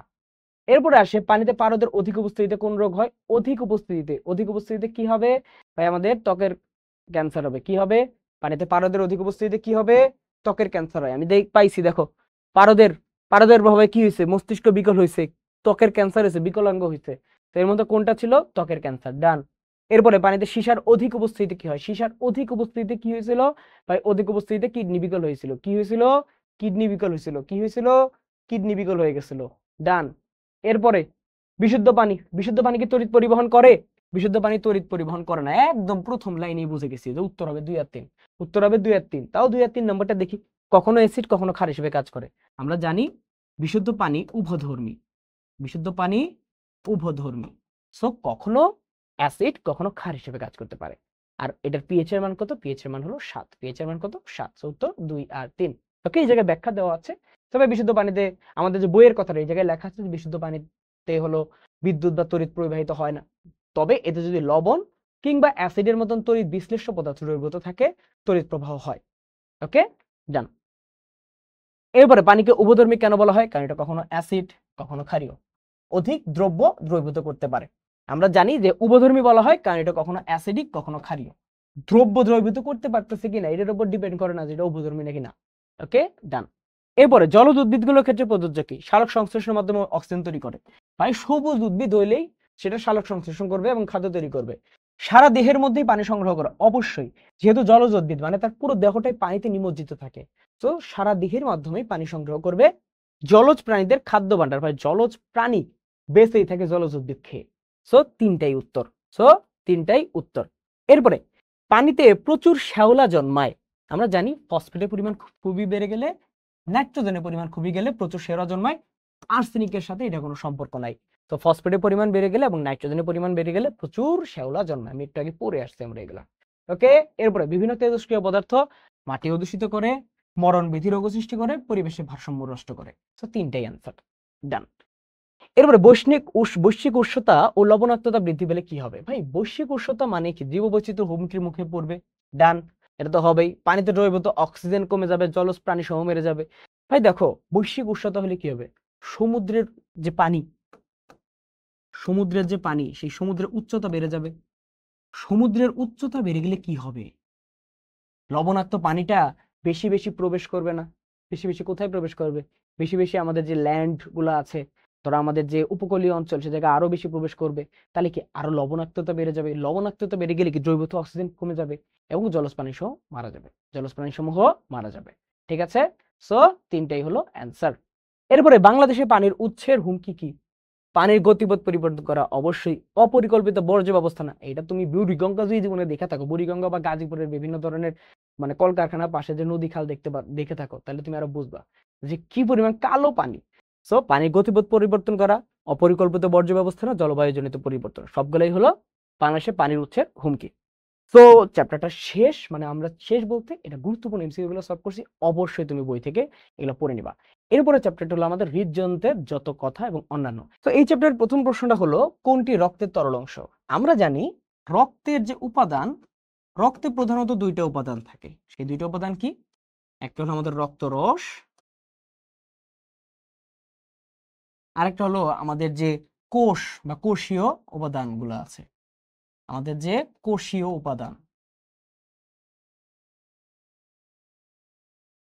তো আমাদের যে রক্তরস, আমরা জানি এই রক্তরসের 90% হলো পানি, 90% পানি এবং 10% হলো কঠিন পদার্থ, 10% হলো কঠিন পদার্থ। আর এই রক্তের 55% থাকে রক্তরস আর 45% থাকে কোষীয় উপাদান। 45% কি থাকে? কোষীয় উপাদান। কোষীয় উপাদান কি আছে? আমরা জানি যে ভাই আমাদের রক্তে 3 ধরনের রক্তকোষ থাকে।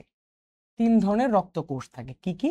একটা হলো লাল, একটা হলো কি লাল, লাল কালারটাকে আমরা কি বলি? লাল কালারটাকে আমরা বলি লোহিত রক্তকণিকা।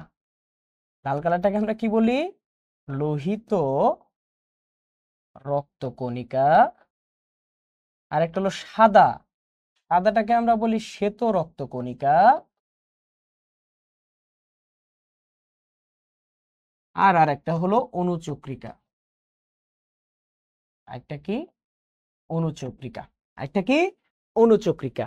এর মাঝে যে আমাদের শ্বেত রক্তকণিকা রয়েছে, এই শ্বেত রক্তকণিকার আবার ভাগ আছে। এই যে শ্বেত রক্তকণিকা, এই শ্বেত রক্তকণিকা আবার ভাগ আছে। শ্বেত রক্তকণিকার ভাগ কি, যে আমাদের শ্বেত রক্তকণিকা বা ডাব্লিউবিসি, শ্বেত রক্তকণিকা বা ডাব্লিউবিসি, এটাকে আমরা দুইটা ভাগে ভাগ করতে পারি।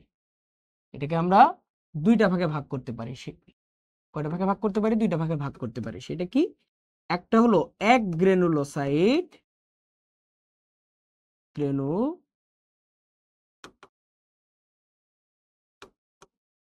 এক গ্রেনুলোসাইট, আরেকটা হলো গ্রানুলোসাইট, আরেকটা কি গ্রানুলোসাইট। এই যে এক গ্রানুলোসাইট, সেটা আবার দুই ধরনের। সেটা কি কি? সেটা কি কি? সেটা হলো আমাদের মনোসাইট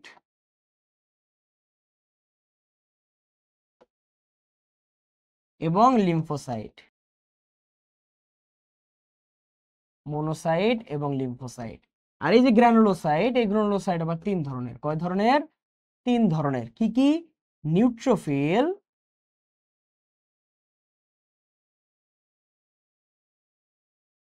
বেজোফিল, আর হলো ইওসিনোফিল। আর কি? ইওসিনোফিল।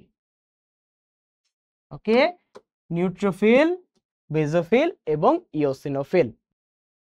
ঠিক আছে? সো এই হলো মোটামুটি আমাদের প্রকারভেদ। আর যদি কাজের ব্যাপারে বলি, বলতো আমাদের এই যে লিম্ফোসাইট, লিম্ফোসাইটের কাজ কি? লিম্ফোসাইটের কাজ কি? অনেক গুরুত্বপূর্ণ একটা কাজ এবং অনেকবার পরীক্ষায় আসছে। বলতো এই লিম্ফোসাইটের কাজটা কি? লিম্ফোসাইটের কাজটা কি?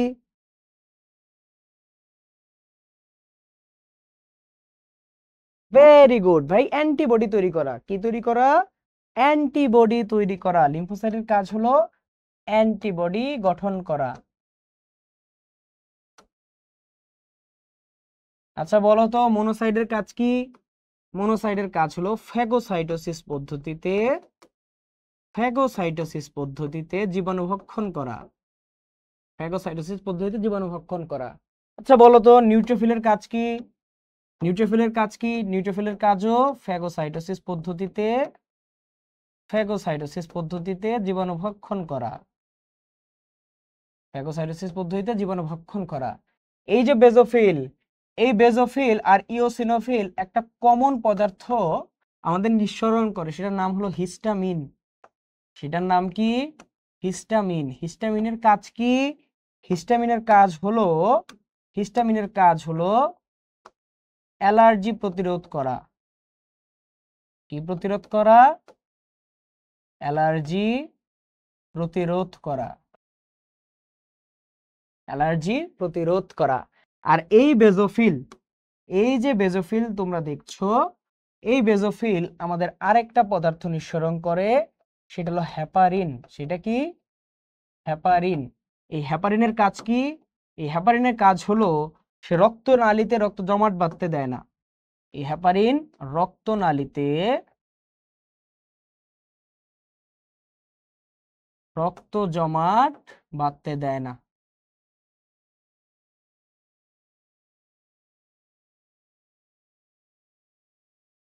ঠিক আছে? সো এটা হলো আমাদের শ্বেত রক্তকণিকার কাজগুলা।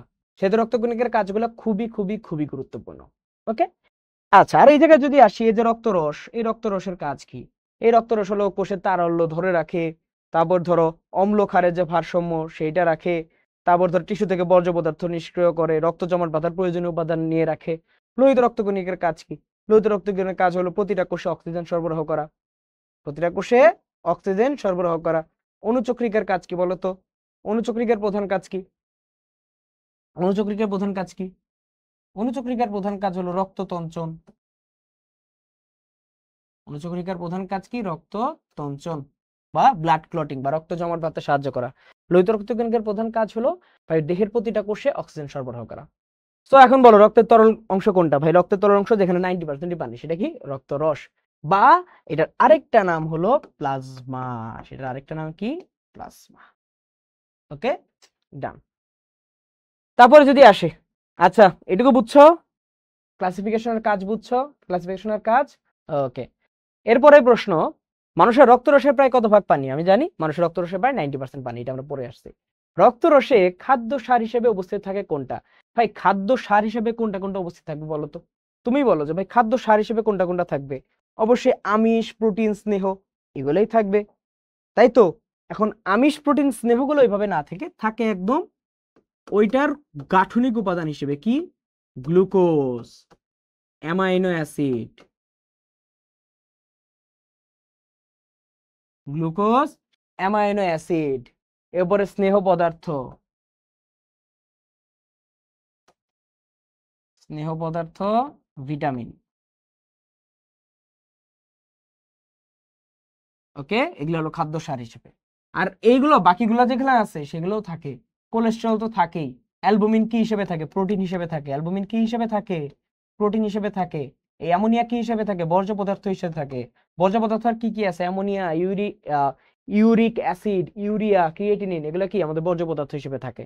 তো রক্তরসে খাদ্য সার হিসেবে থাকে কোনটা? Amino acid. এরপরে কোনটা? রেচন পদার্থ। রেচন পদার্থ হলো আমাদের অ্যামোনিয়া। কোনটা? অ্যামোনিয়া। এবারে বলছে ভ্রূণ দেহে প্রতি ঘন মিলিলিটার রক্তে গড়ে লোহিত রক্তকণিকার সংখ্যা। ভাই ভ্রূণ দেহে থাকে হলো আমাদের 80 থেকে 90 লাখ। 60 থেকে 70 লাখ কার মধ্যে থাকে? শিশুদের। 60 থেকে 70 লাখ কাদের থাকে? শিশুদের। এই যে 4.5 থেকে 5.5 বলতেছে, এটা কাদের? এটা হলো পুরুষদের। এটা কাদের? পুরুষদের। আর 4 থেকে 5 কাদের? নারীদের। এখন তোমাদের জন্য যে কথাটা, সেটা হলো আমাদের এনসিটিভি টেক্সট বুকে 4 থেকে 5 বা 4.5 থেকে 5.5 থাকলেও বাস্তবে এটা হলো 10 গুণ করে বাড়বে আর কি। মানে আমাদের পুরুষদের ক্ষেত্রে এটা থাকবে 45 থেকে 55 লাখ, আর নারীদের ক্ষেত্রে থাকবে 40 থেকে 50 লাখ। কিন্তু যেহেতু আমাদের টেক্সট বুকে, আমাদের যে এনসিটিভি কারিকুলামের যে টেক্সট বুক, সেটাতে যেহেতু আমাদের 4.5, 5.5 এবং 4 থেকে 5 রয়েছে, তাই প্রশ্ন আসবে এখান থেকে, তাই আমাদের উত্তরটা হবে এটা। কিন্তু তুমি জেনে থাকো যে ভাই আসলে আমাদের পুরুষদের এটা থাকবে 45 থেকে 55 লাখ এবং নারীদের ক্ষেত্রে 40 থেকে 50 লাখ। আর ভ্রূণ দেহ হলো 80 থেকে 90 লাখ, শিশুদের ক্ষেত্রে 60 থেকে 70 লাখ। তারপরে লোহিত রক্তকণিকা কোথায় সঞ্চিত থাকে? আমরা জানি লোহিত রক্তকণিকা থাকে প্লীহাতে সঞ্চিত। এই জন্য প্লীহাকে আমরা ব্লাড ব্যাংকও বলে থাকি। আমাদের মানব দেহের ব্লাড ব্যাংক, যে জায়গায় আমাদের রক্ত জমা থাকে বা লোহিত রক্তকণিকা জমা থাকে, সেটা হলো আমাদের প্লীহা। এরপরে কোনটি অ্যান্টিবডি গঠন করে? আমরা আগে ডাব্লিউবিসি এর কাজ সব পড়ে ফেলছি যে ভাই লিম্ফোসাইট অ্যান্টিবডি গঠন করে, লিম্ফোসাইট অ্যান্টিবডি গঠন করে। এরপরে স্তন্যপায়ীদের রক্তের কোন উপাদান উৎপন্ন হওয়ার পর রক্তরসে আসার পূর্বে নিউক্লিয়াসবিহীন হয়ে যায়? আমরা জানি যে মানব দেহের একটা জিনিস আছে যেটা হলো আরবিসি বা লোহিত রক্তকণিকা, যেটা মানব দেহে থাকাকালীন বা মানব দেহে নিউক্লিয়াসবিহীন অবস্থায় থাকে। কি বিহীন অবস্থায় থাকে? নিউক্লিয়াসবিহীন অবস্থায় থাকে। সো আমাদের স্তন্যপায়ীদের রক্তের এই আরবিসি বা লোহিত রক্তকণিকা উৎপন্ন হওয়ার পর রক্তরসে আসার পূর্বেই নিউক্লিয়াসবিহীন হয়ে যায়। ডান। এরপরে দেহে অ্যালার্জি প্রতিরোধ করে কোনটা? আমি আগেই বলছি যে হিস্টামিন নামে একটা জিনিস নিঃসরণ করে বেজোফিল এবং ইওসিনোফিল, যেটা আমাদের অ্যালার্জি প্রতিরোধ করে। যেটা কি করে? অ্যালার্জি প্রতিরোধ করে। এরপরে অণুচক্রিকার গড়ায়ু কতদিন? আমরা জানি অণুচক্রিকার গড়ায়ু হলো 5 থেকে 15 দিন। বলতো লোহিত রক্তকণিকার গড়ায়ু কতদিন? লোহিত রক্তকণিকার গড়ায়ু কতদিন? লোহিত রক্তকণিকার গড়ায়ু হলো 120 দিন। কতদিন? 120 দিন। বলতো শ্বেত রক্তকণিকার গড়ায়ু কতদিন? 1 থেকে 15 দিন। গড়াইগুলো আমরা মাস জেনে রাখবো। গড়াইগুলো আমরা মাস জেনে রাখবো, প্লাস সংখ্যা, পার্সেন্টেজ, কোনটার কত মাসটা আমাদের জানতে হবে। ডান। এরপর আসে কোন রোগে লোহিত রক্তকণিকার সংখ্যা স্বাভাবিকের তুলনায় কমে যায়? আমরা জানি যে লোহিত রক্তকণিকার সংখ্যা স্বাভাবিকের চেয়ে কমে যাওয়া হলো অ্যানিমিয়া। লোহিত রক্তকণিকার সংখ্যা যখন স্বাভাবিকের চেয়ে কমে যায় তখন সেটাকে বলি আমরা অ্যানিমিয়া। পলিসাইথেমিয়া কি? যখন এই লোহিত রক্তকণিকার সংখ্যা বা আরবিসির সংখ্যা স্বাভাবিকের চেয়ে বেড়ে যায়। যখন স্বাভাবিকের চেয়ে বেড়ে যায় এটা হলো আমাদের পলিসাইথেমিয়া। লিউকেমিয়াটা কি? লিউকেমিয়া হলো যখন আমাদের ডাব্লিউবিসির সংখ্যাটা অধিক হারে বেড়ে যায়। তোমাদের বইতে এইটাই বলা আছে যে অন্যান্য আরো অনেক রোগে বেড়ে যায়, কিন্তু লিউকেমিয়াতে অনেক বেশি বেড়ে যায়। কিন্তু জেনে রাখবা যে ভাই লিউকেমিয়াতে ডাব্লিউবিসি যেমন বেড়ে যায়, আরবিসিও তেমন কমে যায়। আরবিসিও কমে যায়, ডাব্লিউবিসিও বেড়ে যায়। এটাই হলো লিউকেমিয়া। আর অ্যানিমিয়া তো আমরা জানি আরবিসি কমে যাওয়া। পারপুরা কি? পারপুরা হলো ডেঙ্গু রোগে দেখা যায়। কোন রোগে দেখা যায়? ডেঙ্গু রোগে দেখা যায়।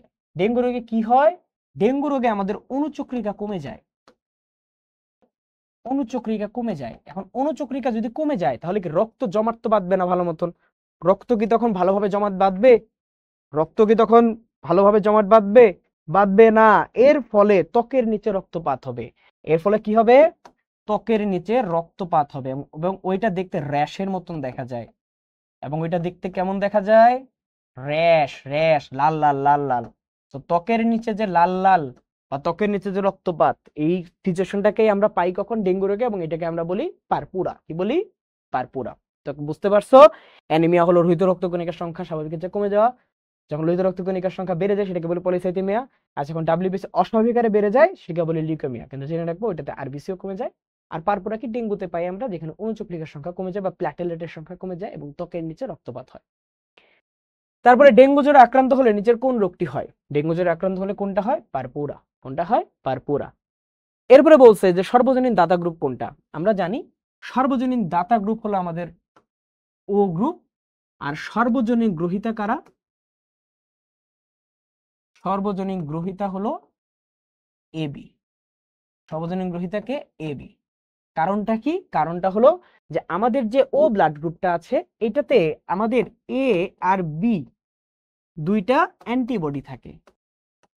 দুইটা অ্যান্টিবডি থাকে, কিন্তু আমাদের কোনো অ্যান্টিজেন নাই। কোনো অ্যান্টিজেন নাই। যেহেতু কোনো অ্যান্টিজেন নাই, তাই কাউকে যদি আমি ব্লাডটা দেই, দেওয়ার পরে তার বডিতে আমাদের কাজ করবে কিসের বিরুদ্ধে? অ্যান্টিজেনের বিরুদ্ধেই তো কাজ করে। আমরা জানি যে অ্যান্টিজেনের বিরুদ্ধে কাজ করতে অ্যান্টিজেনের বিপরীতে আমাদের অ্যান্টিবডি তৈরি হয়। এখন যখন ও ব্লাড গ্রুপটা আমি কাউকে দিব, অ্যান্টিজেনই নাই, তো ওর বিরুদ্ধে কাজ করবেটাকে, তাই এটা সবাইকে দেওয়া যায়। আর সর্বজনীন গ্রহিতা, সর্বজনীন গ্রহিতার ব্যাপারটা কি? যে আমাদের এবি ব্লাড গ্রুপে আমাদের অ্যান্টিজেন আছে। আমাদের অ্যান্টিজেন আছে এ আর বি, কিন্তু কোনো অ্যান্টিবডি নাই। কিন্তু কোনো কি নাই? কিন্তু কোনো অ্যান্টিবডি নাই। এখন তার মধ্যে যদি আমি কোনো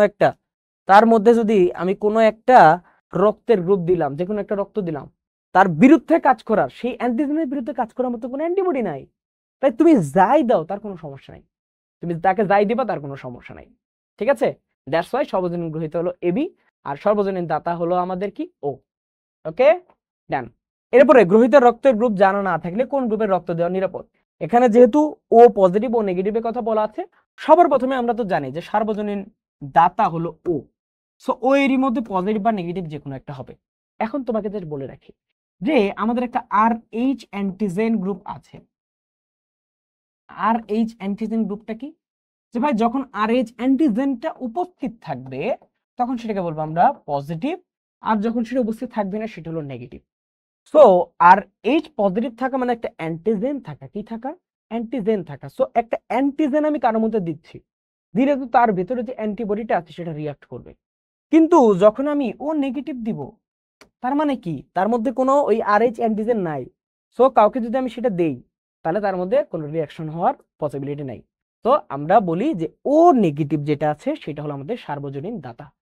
ও নেগেটিভটা কি? সার্বজনীন দাতা। আর এইটার মধ্যে যদি সার্বজনীন গ্রহিতা বলি তাহলে সেটা হলো এবি পজিটিভ। এবি পজিটিভ কি? সার্বজনীন গ্রহিতা। এবি পজিটিভ হলো সার্বজনীন গ্রহিতা। ওকে, বুঝতে পারছি? ডান। এরপরে অ্যান্টিজেনের প্রতিরোধ করার জন্য রক্ত কি তৈরি করে? ভাই অ্যান্টিজেনের পরিবর্তে কি তৈরি হয়? অ্যান্টিজেনের বিপরীতে ভাই অ্যান্টিবডি তৈরি হয়। কি তৈরি হয়? অ্যান্টিবডি তৈরি হয়। ডান। এরপরে থ্যালাসেমিয়া রোগের কারণ কি? ভাই থ্যালাসেমিয়া রোগের কারণ হলো লোহিত রক্তকণিকা ভেঙে যায়, এবং লোহিত রক্তকণিকা ভেঙে যাওয়ার কারণে হিমোগ্লোবিনের স্বল্পতা দেখা যায় এবং ওই জায়গায় আমাদের রক্তের স্বল্পতা দেখা যায়। এটাই হলো থ্যালাসেমিয়া। এটাই কি? থ্যালাসেমিয়া। ডান। এরপরে রক্তরস কি? রক্তরস কি উৎসেচক পরিবহন করে? হ্যাঁ করে। নালীবিহীন গ্রন্থি হতে নিঃসৃত রস পরিবহন করে। নালীবিহীন গ্রন্থি কি? আমরা জানি গ্রন্থি হলো দুই প্রকার। দুই প্রকারের গ্রন্থি আছে। একটা হলো নালী সহ গ্রন্থি, যেটাকে আমরা সাধারণত নালী সহ না লিখি, হলো সনাল গ্রন্থি। আর একটা হলো অনাল বা নালীবিহীন গ্রন্থি বা নালীবিহীন গ্রন্থি। সনাল গ্রন্থি থেকে আমরা পাই এনজাইম, আর অনাল গ্রন্থি থেকে আমরা পাই হরমোন। অনাল গ্রন্থি থেকে আমরা কি পাই? হরমোন। এই যে এনজাইমটা আছে সেই এনজাইমটা নালীর মাধ্যমে তার গন্তব্যে পৌঁছায়। কিন্তু এই যে হরমোনটা আছে সেই হরমোনের তো কোনো নালী নাই, তাহলে কি হবে? সেই হরমোনটা রক্তের মাধ্যমে তার গন্তব্যে পৌঁছাবে। কিসের মাধ্যমে? রক্তের মাধ্যমে তার গন্তব্যে পৌঁছাবে। তো রক্তের মাধ্যমে তার গন্তব্যে পৌঁছায়, এবং রক্তের কিসের মাধ্যমে? রক্তরসের মাধ্যমে। তারপরে সমগ্র দেহে অক্সিজেন পৌঁছে দেয়। আমরা জানি রক্তরস না, রক্তরসের মধ্যে আমাদের যে লোহিত রক্তকণিকা রয়েছে, রক্তরসের মধ্যে আমাদের যে লোহিত রক্তকণিকা রয়েছে, সেই লোহিত রক্তকণিকা দেহের প্রতিটা কোষে অক্সিজেন পৌঁছে দেয়। তো আমাদের এই 3 নম্বর অপশনটা ভুল। উত্তর হলো 1 আর 2। উত্তর কি? 1 আর 2। তো বুঝতে পারছো এই সনাল গ্রন্থি অনাল গ্রন্থি বুঝতে পারছো, যার নালী আছে যার নালী নেই। ওকে, এরপরে দেহে অ্যালার্জি প্রতিরোধ করে কোনটা? Basophil, eosinophil. এই দুটা কি করে? হিস্টামিন নামে একটা জিনিস নিশ্চিত করে যেটা অ্যালার্জি প্রতিরোধ করে, আর মনোসাইট হলো ফ্যাগোসাইটোসিস প্রক্রিয়া রোগ প্রতিরোধ করে। তারপরে আমাদের এই চ্যাপ্টার শেষ। এরপরে আসে আমাদের আরেকটি চ্যাপ্টার, সেটা হলো নবজীবনের সূচনা। ঠিক আছে, তাহলে আমরা এখন এই চ্যাপ্টারটা শুরু করব। তো আমাদের প্রথম প্রশ্ন হলো যে প্রাকৃতিক নির্বাচনের দ্বারা প্রজাতির উদ্ভব, এটি কার রচনা? ভাই বিবর্তনে অনেকগুলো মতবাদ রয়েছে, যেমন ডারউইন বা ল্যামার্কে অনেক মতবাদ রয়েছে। আমরা জানি প্রাকৃতিক নির্বাচনের দ্বারা প্রজাতির উদ্ভব, এটা কে বলেছেন? এটা বলেছেন সবার চেয়ে জনপ্রিয় বিজ্ঞানী ডারউইন। কে? ডারউইন। সো প্রাকৃতিক নির্বাচনের দ্বারা প্রজাতির উদ্ভব, এটা কার রচনা? ডারউইনের রচনা। এরপর আসে কোনটি থেকে জিমনোস্পার্ম জাতীয় উদ্ভিদের আবির্ভাব ঘটেছে বলে মনে করা হয়? আমরা যখন উদ্ভিদের বা যে কোনো একটা প্রাণীর কথা কল্পনা করি, আমরা কি দেখি? যে অনুন্নত বৈশিষ্ট্য থেকে উন্নত বৈশিষ্ট্যের দিকে যে যাত্রা, অনুন্নত বৈশিষ্ট্য থেকে যে উন্নত বৈশিষ্ট্যের দিকে যাত্রা, আমরা বলি যে অনুন্নতটা থেকেই উন্নতটার উদ্ভব হয়েছে। এখন ভাই বলা হয়েছে কি যে জিমনোস্পার্ম জাতীয় উদ্ভিদ থেকে আবির্ভাব হয়েছে কি কি হ্যানতেন। তো আমরা যদি দেখি যে আমি অত বেশি পুরানো অবস্থায় যাব না, আমি খুব ছোটখাটো অবস্থায় থাকবো, যেমন থ্যালোফাইট। থ্যালোফাইট মানে কি? থ্যালোফাইট মানে হলো যে ভাই আমাদের শৈবাল ছত্রাক,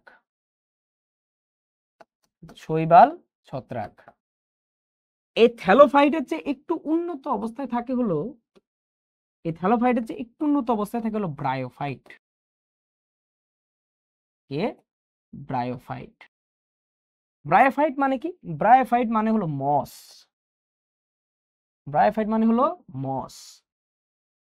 আর এই ব্রায়োফাইটের চেয়ে একটু উন্নত অবস্থায় থাকে আমাদের টেরিডোফাইট। কে? টেরিডোফাইট। টেরিডোফাইট মানে কি? টেরিডোফাইট মানে হলো ফার্ন। টেরিডোফাইট মানে কি? ফার্ন। এই টেরিডোফাইটের চেয়ে একটু উন্নত অবস্থায় থাকে কে? টেরিডোফাইটের চেয়ে একটু উন্নত অবস্থায় থাকে আমাদের জিমনোস্পার্ম। টেরিডোফাইটের চেয়ে উন্নত অবস্থায় থাকে কে? জিমনোস্পার্ম। জিমনোস্পার্ম মানে কি? যে ভাই আমার নগ্নবীজী উদ্ভিদ। কি? নগ্নবীজী উদ্ভিদ। জিমনোস্পার্ম মানে হলো নগ্নবীজী উদ্ভিদ। আর জিমনোস্পার্মের চেয়ে একটু উন্নত অবস্থায় কে থাকে? জিমনোস্পার্মের চেয়ে একটু উন্নত অবস্থায় থাকে অ্যাঞ্জিওস্পার্ম।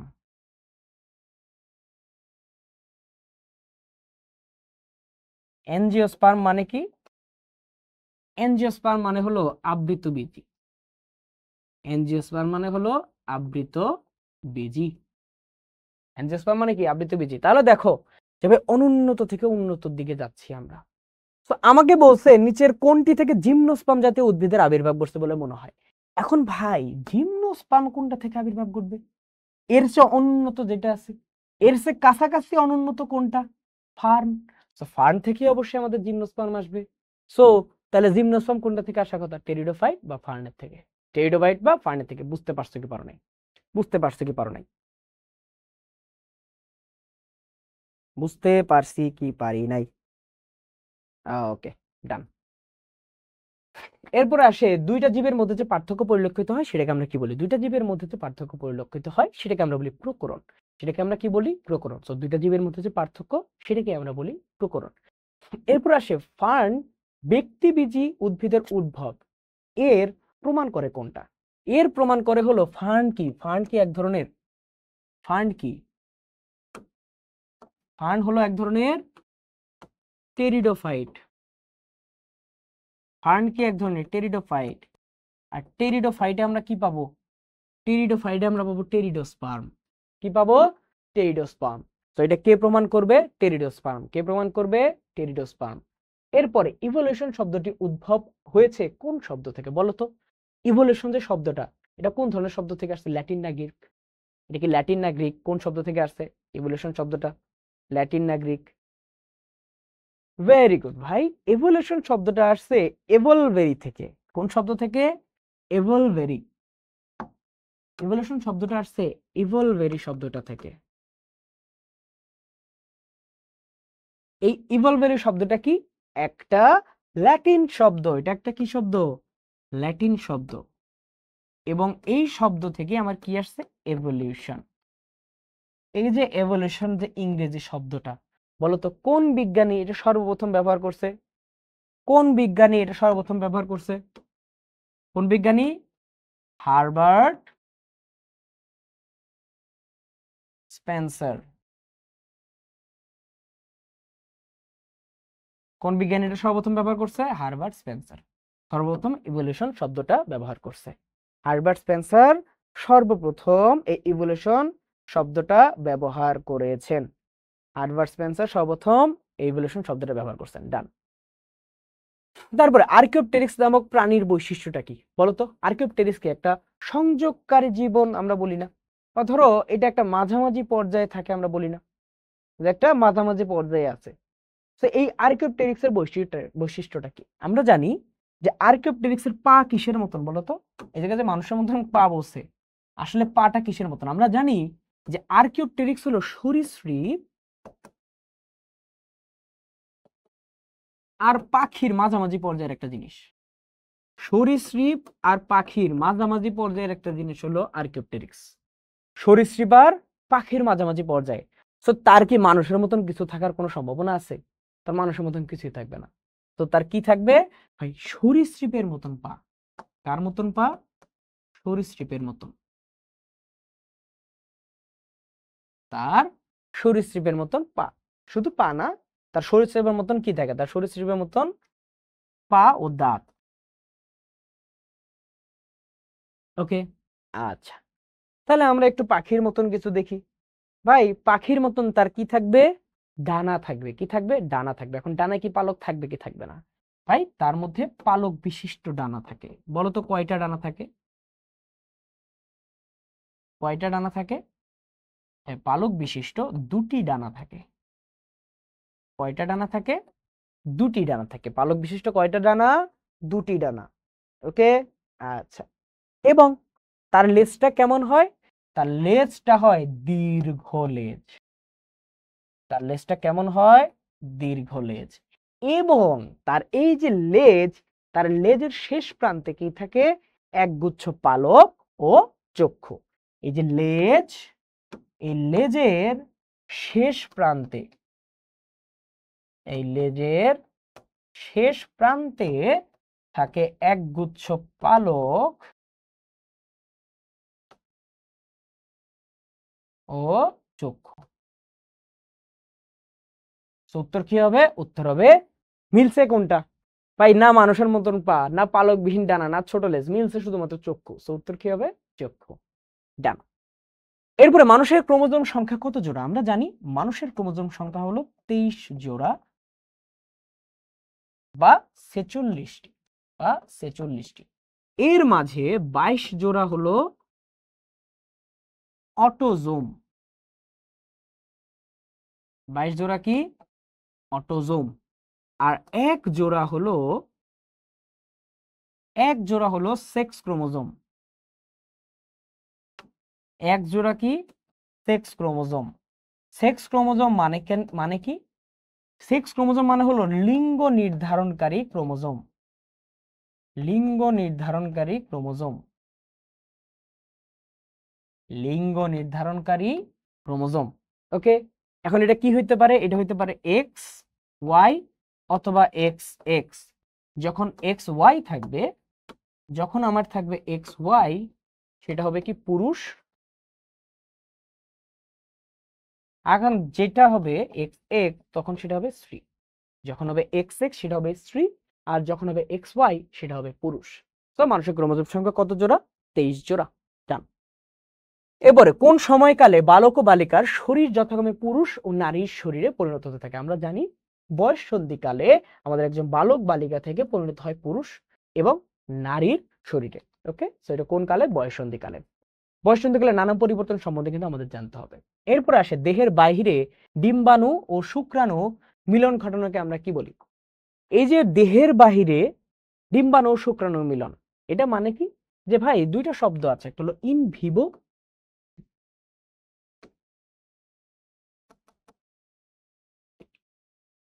আরেকটা হলো ইন ভিট্রো। ইন ভিভো আর ইন ভিট্রো। ইন ভিভো বলতে কি বোঝায়? কোষের ভেতরে বা দেহের ভেতরে। ইন ভিট্রো বলতে কি বোঝায়? কাচের ভেতরে। ইন ভিট্রো বলতে কি বোঝায়? কাচের ভেতরে। তো আমি যদি দেহের ভেতরে ডিম্বাণু শুক্রাণু মিলন না ঘটাই, তাহলে বাইরে কই ঘটাবো? উন্মুক্ত পরিবেশের মধ্যে একটা ডিম্বাণু একটা শুক্রাণু ছেড়ে দেবো যে তারা কিছু একটা করে ফেলবে? তা তো না, অবশ্যই এটা কাচের মধ্যে। তার মানে কি? ইন ভিট্রো হবে। আর এই যে ডিম্বাণু আর শুক্রাণুর মিলন, এই যে ডিম্বাণু আর শুক্রাণুর মিলন, এটাকে আমরা কি বলি? ডিম্বাণু আর শুক্রাণুর মিলনকে আমরা বলি ফার্টিলাইজেশন। কি বলি? ফার্টিলাইজেশন। তো এটা কি? এটার নামই হলো আমাদের ইনভিট্রো ফার্টিলাইজেশন। এটার নামই কি হবে? In vitro fertilisation. বুঝতে পেরেছি কি পারি নাই? এটার নামই কি হবে? এটার নামই হবে ইনভিট্রো ফার্টিলাইজেশন। বুঝতে পেরেছি? ডান। ওকে, এরপরে আসে যে একটি সরিষা গাছ থেকে বছরে কতটি বীজ জন্মায়? আমরা জানি একটি সরিষা গাছ থেকে বছরে 7,30,000টি বীজ জন্মায়। 7,30,000টি বীজ জন্মায়। এখন যদি আমি তোমাকে প্রশ্ন করি যে ভাই একটি স্ত্রী স্যামন মাছ, একটা স্ত্রী স্যামন মাছ একটা প্রজনন ঋতুতে কতগুলা ডিম পারে? একটা, আচ্ছা আবার একটা বলে দিন, হলে আবার ভাবো যে পুরা স্যামন মাছের জাতি। তো একটা স্ত্রী স্যামন মাছ পুরো তার যে একটা প্রজনন ঋতু বা একটা প্রজনন ঋতুতে কয়টা ডিম পারে? একটা প্রজনন ঋতুতে সে ডিম পারে কয়টা? প্রায় 3টা, তাই না? জি না, প্রায় 3 কোটি ডিম পারে। প্রায় 3 কোটি ডিম পারে একটা স্ত্রী স্যামন মাছ প্রজনন ঋতুতে। ঠিক আছে? ওকে, আচ্ছা। তারপরে ধরো একটা পুরুষ হাতি আর একটা মহিলা হাতি, তার মানে কি? এক জোড়া হাতি। তার মানে কি? এক জোড়া হাতি। সো এক জোড়া হাতি, একটা পুরুষ আর একটা স্ত্রী হাতি থেকে উদ্ভূত হবে আরো হাতি। তো সবগুলা হাতি যদি বেঁচে থাকতো, যে এক জোড়া হাতি থেকে জন্মানো সবগুলো হাতি যদি বেঁচে থাকতো, সবগুলা হাতি বেঁচে থাকলে, সবগুলা হাতি বেঁচে থাকলে কত বছরে, কত বছরে? 750 বছরে হাতির সংখ্যা কত দাঁড়াবে? 750 বছরে হাতির সংখ্যা যায় দাঁড়াবে 1,90,00,000-এ। কততে? 1,90,00,000। কত? 1,90,00,000। সো একটা সরিষা গাছ থেকে বছরে কতটি বীজ জন্মায়? ভাই আমাদের 7,30,000টি। একটা স্ত্রী স্যামন মাছ প্রজনন ঋতুতে কতগুলো ডিম পারে? প্রায় 3 কোটি ডিম পারে। এক জোড়া হাতি থেকে জন্মানো সবগুলা হাতি বেঁচে থাকলে 750 বছরে হাতির সংখ্যা হইতো 1,90,00,000। ওকে, আচ্ছা। এরপরে কোনটি স্ত্রীলোক নির্দেশ করে? ভাই তুমি বলো, স্ত্রীলোক নির্দেশ করতে অবশ্যই আমার এক্স এক্স লাগবে। আর অবশ্যই এ মানে কি? এ মানে হলো আমাদের বেজোড় অবস্থায় আছে, বিজোড় অবস্থায় আছে। বিজোড় অবস্থায় তো আমাদের ক্রোমোজোম থাকে না, থাকে হলো জোড় অবস্থায়। সো জোড় অবস্থা মানে কি? জোড় অবস্থা মানে 2a। So 2a plus x x, যেটা তো অপশন আছে সেটাই স্ত্রীলোক নির্দেশ করবে। সো কোনটা হবে? 2a plus x x, লাস্টেরটা। এরপরে ব্যাঙের হৃৎপিণ্ড কয় প্রকোষ্ঠ বিশিষ্ট? ভাই বলতো, ব্যাঙ বা ফ্রগ লাফায় লাফায় সে পানিতেও থাকে, সে কই থাকে? পানিতেও থাকে, মাটিতেও থাকে। তার মানে কি? উভচর। একটা উভচর একটা উভচর প্রাণীর হৃৎপিণ্ড কয় প্রকোষ্ঠ থাকে? ভাই 3 প্রকোষ্ঠ। কার হৃৎপিণ্ড 2 প্রকোষ্ঠ বিশিষ্ট বলতো? ভাই মাছের হৃৎপিণ্ড থাকে 2 প্রকোষ্ঠ বিশিষ্ট। কার হৃৎপিণ্ড 4 প্রকোষ্ঠ বিশিষ্ট থাকে? ভাই পাখি এবং মানুষ আমরা যে মানুষ আছি, মানুষদের হৃৎপিণ্ড 4 প্রকোষ্ঠ থাকে। এবং আমরা মানুষ কি স্তন্যপায়ী না? সো পাখি এবং স্তন্যপায়ীদের। ওকে, আর এই 3 কাদের কাদের থাকে? 3 হলো আমাদের উভচরের থাকে। কার থাকে? উভচরের থাকে। প্লাস সরীসৃপ যারা সরীসৃপদের হৃৎপিণ্ড হলো অসম্পূর্ণ 4 প্রকোষ্ঠ বিশিষ্ট। ব্যতিক্রম কারা? ব্যতিক্রম হলো কুমির। এই কুমিরের প্রকোষ্ঠ কয়টা? কুমিরের প্রকোষ্ঠ হলো 4 প্রকোষ্ঠ। কুমিরের প্রকোষ্ঠ কয়টা? কুমিরের প্রকোষ্ঠ হলো 4 প্রকোষ্ঠ। কুমিরের প্রকোষ্ঠ কয়টা? কুমিরের প্রকোষ্ঠ হলো 4 প্রকোষ্ঠ বিশিষ্ট। ঠিক আছে, বুঝতে পেরেছি।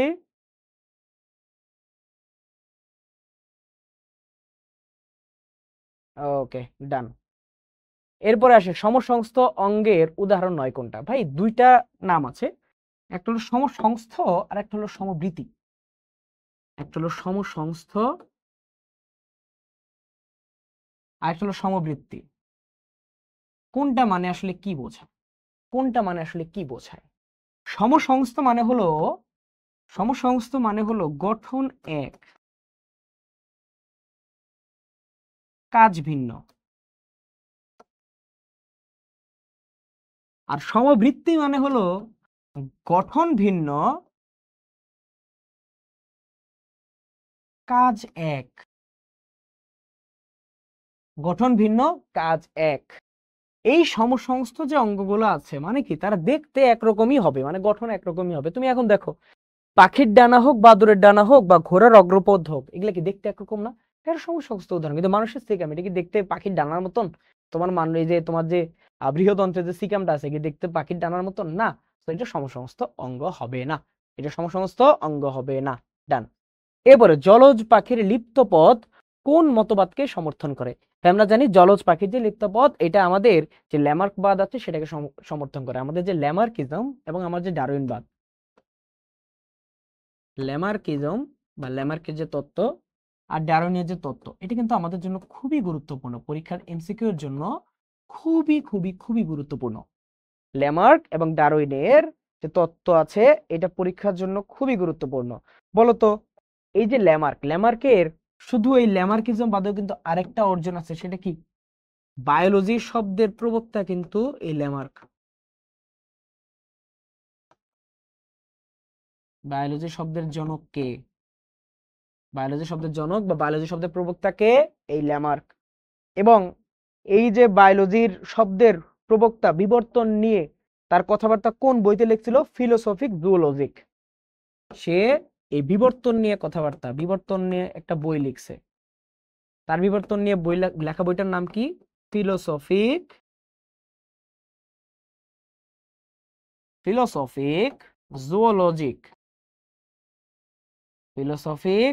জুওলজিক। ওকে, এবং তার যে তত্ত্ব, তার তত্ত্বটাকে আমরা কি বলি? ল্যামার্কিজম। তার তত্ত্বটা কি? তার তত্ত্বটা হলো ল্যামার্কিজম। এখন এই ল্যামার্কিজমের 3টা লাইন তোমাদেরকে জানতে হবে। আসলে ল্যামার্কের তত্ত্ব হলো 4টা। এই 4টা তত্ত্বকে তোমাদের বইতে 3টা বানানো হয়েছে। তো তোমাদেরকে 3টাই পড়তে হবে। 3টা কি? একটা হলো ব্যবহার ও অব্যবহারের সূত্র, এক, ব্যবহার ও অব্যবহারের সূত্র, ব্যবহার ও অব্যবহারের সূত্র। তারপরে কি? পরিবেশের প্রভাব। এটা ভিতরে বিস্তারিত পড়বা, পরিবেশের প্রভাব। আর 3 নাম্বারটা কি? অর্জিত বৈশিষ্ট্যের বংশানুসরণ, অর্জিত বৈশিষ্ট্যের বংশানুসরণ ও অর্জিত বৈশিষ্ট্যের বংশানুসরণ ও নতুন প্রজাতির উৎপত্তি, ও নতুন প্রজাতির উৎপত্তি। ওকে, বুঝতে পেরেছি? এই 3টা হলো আমাদের ল্যামার্কিজমের যে তত্ত্ব আছে বা তার যে কথাবার্তা। ওকে ওকে, তারপরে চার্লস ডারউইন। চার্লস ডারউইন কি করছে?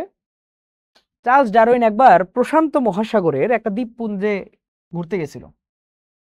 ডারউইন একবার কি করছে? প্রশান্ত মহাসাগরের একটা দ্বীপপুঞ্জে ঘুরতে যাইতেছিল। এই যে প্রশান্ত মহাসাগরের দ্বীপপুঞ্জটা, সেটার নাম কি? সেটার নাম হলো গ্যালাপাগোস। সেটার নাম কি? গ্যালাপাগোস। এটা আমাদের পরীক্ষা আসে, নিজের কিন্তু প্রশান্ত মহাসাগরের দ্বীপপুঞ্জের নাম। সো দ্বীপপুঞ্জের নাম কি? গ্যালাপাগোস।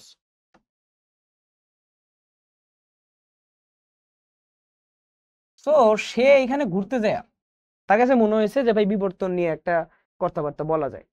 তো সে একটা বই বানাইছে। সে বইটার নাম কি? প্রাকৃতিক নির্বাচনের দ্বারা প্রজাতির উদ্ভব, origin of species by means of natural selection. Origin of species by means of natural selection, বইটার নাম কি? Origin of species by means of natural selection. এবং এইটার সে যতগুলা কপি বের করছিল খুব দ্রুত সবগুলো সেল হয়ে গেছিল এবং এটা খুব দ্রুত ফেমাস হয়ে গেছিল। সো তার এই যে কথাবার্তা, তার হলো কয়টা তত্ত্ব আছে? তার হলো 6টা তত্ত্ব আছে। কয়টা তত্ত্ব আছে? 6টা। এবং মেইনলি 6টাই আছে, বাট তোমাদের বইতে 7টা করা আছে। মেইনলি হলো 6টা, বাট তোমাদের বইতে 7টা করা আছে। এই 7টাই ভালোভাবে পড়বা। তাও যদি তোমাদেরকে একবার লিখে দিই যে 7টা কি কি, সেই 7টা হলো একদম প্রথমটা। প্রথমটা হলো যে অত্যধিক হারে বংশবৃদ্ধি, মানে বংশবৃদ্ধি অনুকূল পরিবেশ পাইলে অত্যধিক হারে বংশবৃদ্ধি হয়। অত্যধিক হারে বংশবৃদ্ধি হবে। এখন অত্যধিক হারে যখন বংশবৃদ্ধি দেখা দিবে, তখন কি ভাই? জায়গার তুলনায় যখন বেশি হয়ে যাবে, তখন খাদ্য কমে যাবে, খাদ্য সীমিত হয়ে যাবে এবং বাসস্থানও সীমিত হয়ে যাবে, এবং বাসস্থানও কি হয়ে যাবে? সীমিত হয়ে যাবে। ওকে, এখন এই যে সীমিত বাসস্থান বা সীমিত খাদ্য, এটার জন্য সবাই লড়াই করবে। তো অস্তিত্বের জন্য সংগ্রাম হবে। কি হবে? অস্তিত্বের জন্য সংগ্রাম, অস্তিত্বের জন্য সংগ্রাম। সো এই যে অস্তিত্বের জন্য সংগ্রাম, এটা হবে আন্ত প্রজাতি, মানে কয়েকটা প্রজাতির মধ্যে, আবার অনেক সময় কি নিজের প্রজাতির মধ্যে, আবার অনেক সময় কি পরিবেশের সঙ্গে সংগ্রাম গেল। এরপরে কি হবে? প্রকরণ বা জীবদেহে পরিবর্তন আসবে। এরপরে কি হবে? প্রকরণ বা জীবদেহে পরিবর্তন। প্রকরণ বা জীবদেহে পরিবর্তন।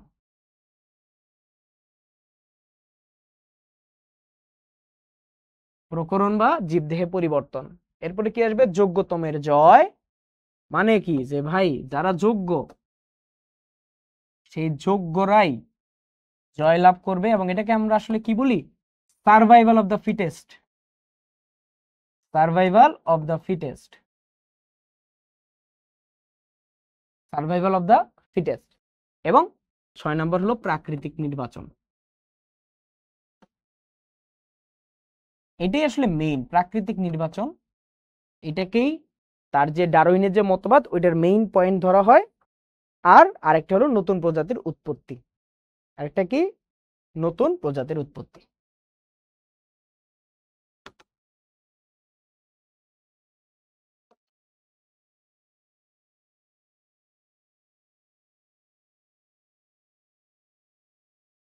ওকে, এইটা হলো ডারউইনের যে কথাবার্তা, এটা হলো ডারউইনের কথাবার্তা। ওকে, সো এই কয়েকটা পয়েন্ট মাস্ট মনে রাখতে হবে, এগুলো পরীক্ষা আসবে, এগুলো পরীক্ষা আসবে, পরীক্ষা আগেও আসছে, সামনেও আসবে। ওকে, ডান ডান ডান ডান। তো ল্যামারবাদ। এরপরে প্রশ্নটা কি, যে প্রশান্ত মহাসাগরে কোন দ্বীপপুঞ্জ অবস্থিত? ভাই প্রশান্ত মহাসাগরে কোনটা? গ্যালাপাগোস। কোনটা? গ্যালাপাগোস। হিমালয় দ্বীপপুঞ্জ কোথায় অবস্থিত? এই যে ভাই নেপালে অবস্থিত। তাজিংডন বিজয় কোথায় অবস্থিত? বান্দরবানে অবস্থিত। মানে আমাদের যে হিল ট্র্যাকস গুলো আছে, বা চিটাং হিলস কোন দেশে অবস্থিত? বাংলাদেশে অবস্থিত। ডান। এরপরে কোন অঙ্গ বিশিষ্ট জীবগুলোর উৎপত্তি একই পূর্বপুরুষ হতে ঘটেছে বলে বিবর্তনবিদ মনে করেন? একই পূর্বপুরুষ থেকে যদি আসে তাহলে কি গঠন একই রকম হওয়ার কথা না? একই পূর্বপুরুষ থেকে যখন আসবে তখন গঠন কি একই রূপ হওয়ার কথা না? তো গঠন একই রূপ হলে সেটাকে আমরা কি বলি? সমসমস্ত অঙ্গ। সো কোন অঙ্গ বিশিষ্ট? সমসমস্ত অঙ্গ বিশিষ্ট। ডান। এরপরে কোন অণু থেকে প্রাণের উদ্ভব হয়? ভাই আমরা জানি নিউক্লিয় প্রোটিন, নিউক্লিয় প্রোটিন থেকেই প্রাণের উদ্ভব ঘটে। কোনটা থেকে? নিউক্লিয় প্রোটিন থেকে। Done. Test tube baby Louise Brown কত সালে জন্মগ্রহণ করে বলতো? 1978 সালে test tube baby Louise Brown জন্মগ্রহণ করে। বলতো কোন কোন বিজ্ঞানী তার এই জন্মের সাথে জড়িত ছিল? কোন কোন বিজ্ঞানী? দুইজন বিজ্ঞানী। সেই দুইজন বিজ্ঞানীর নাম কি? সেই দুইজন বিজ্ঞানীর নাম হলো doctor Patrick Steptoe, doctor Patrick doctor Patrick স্টেপটো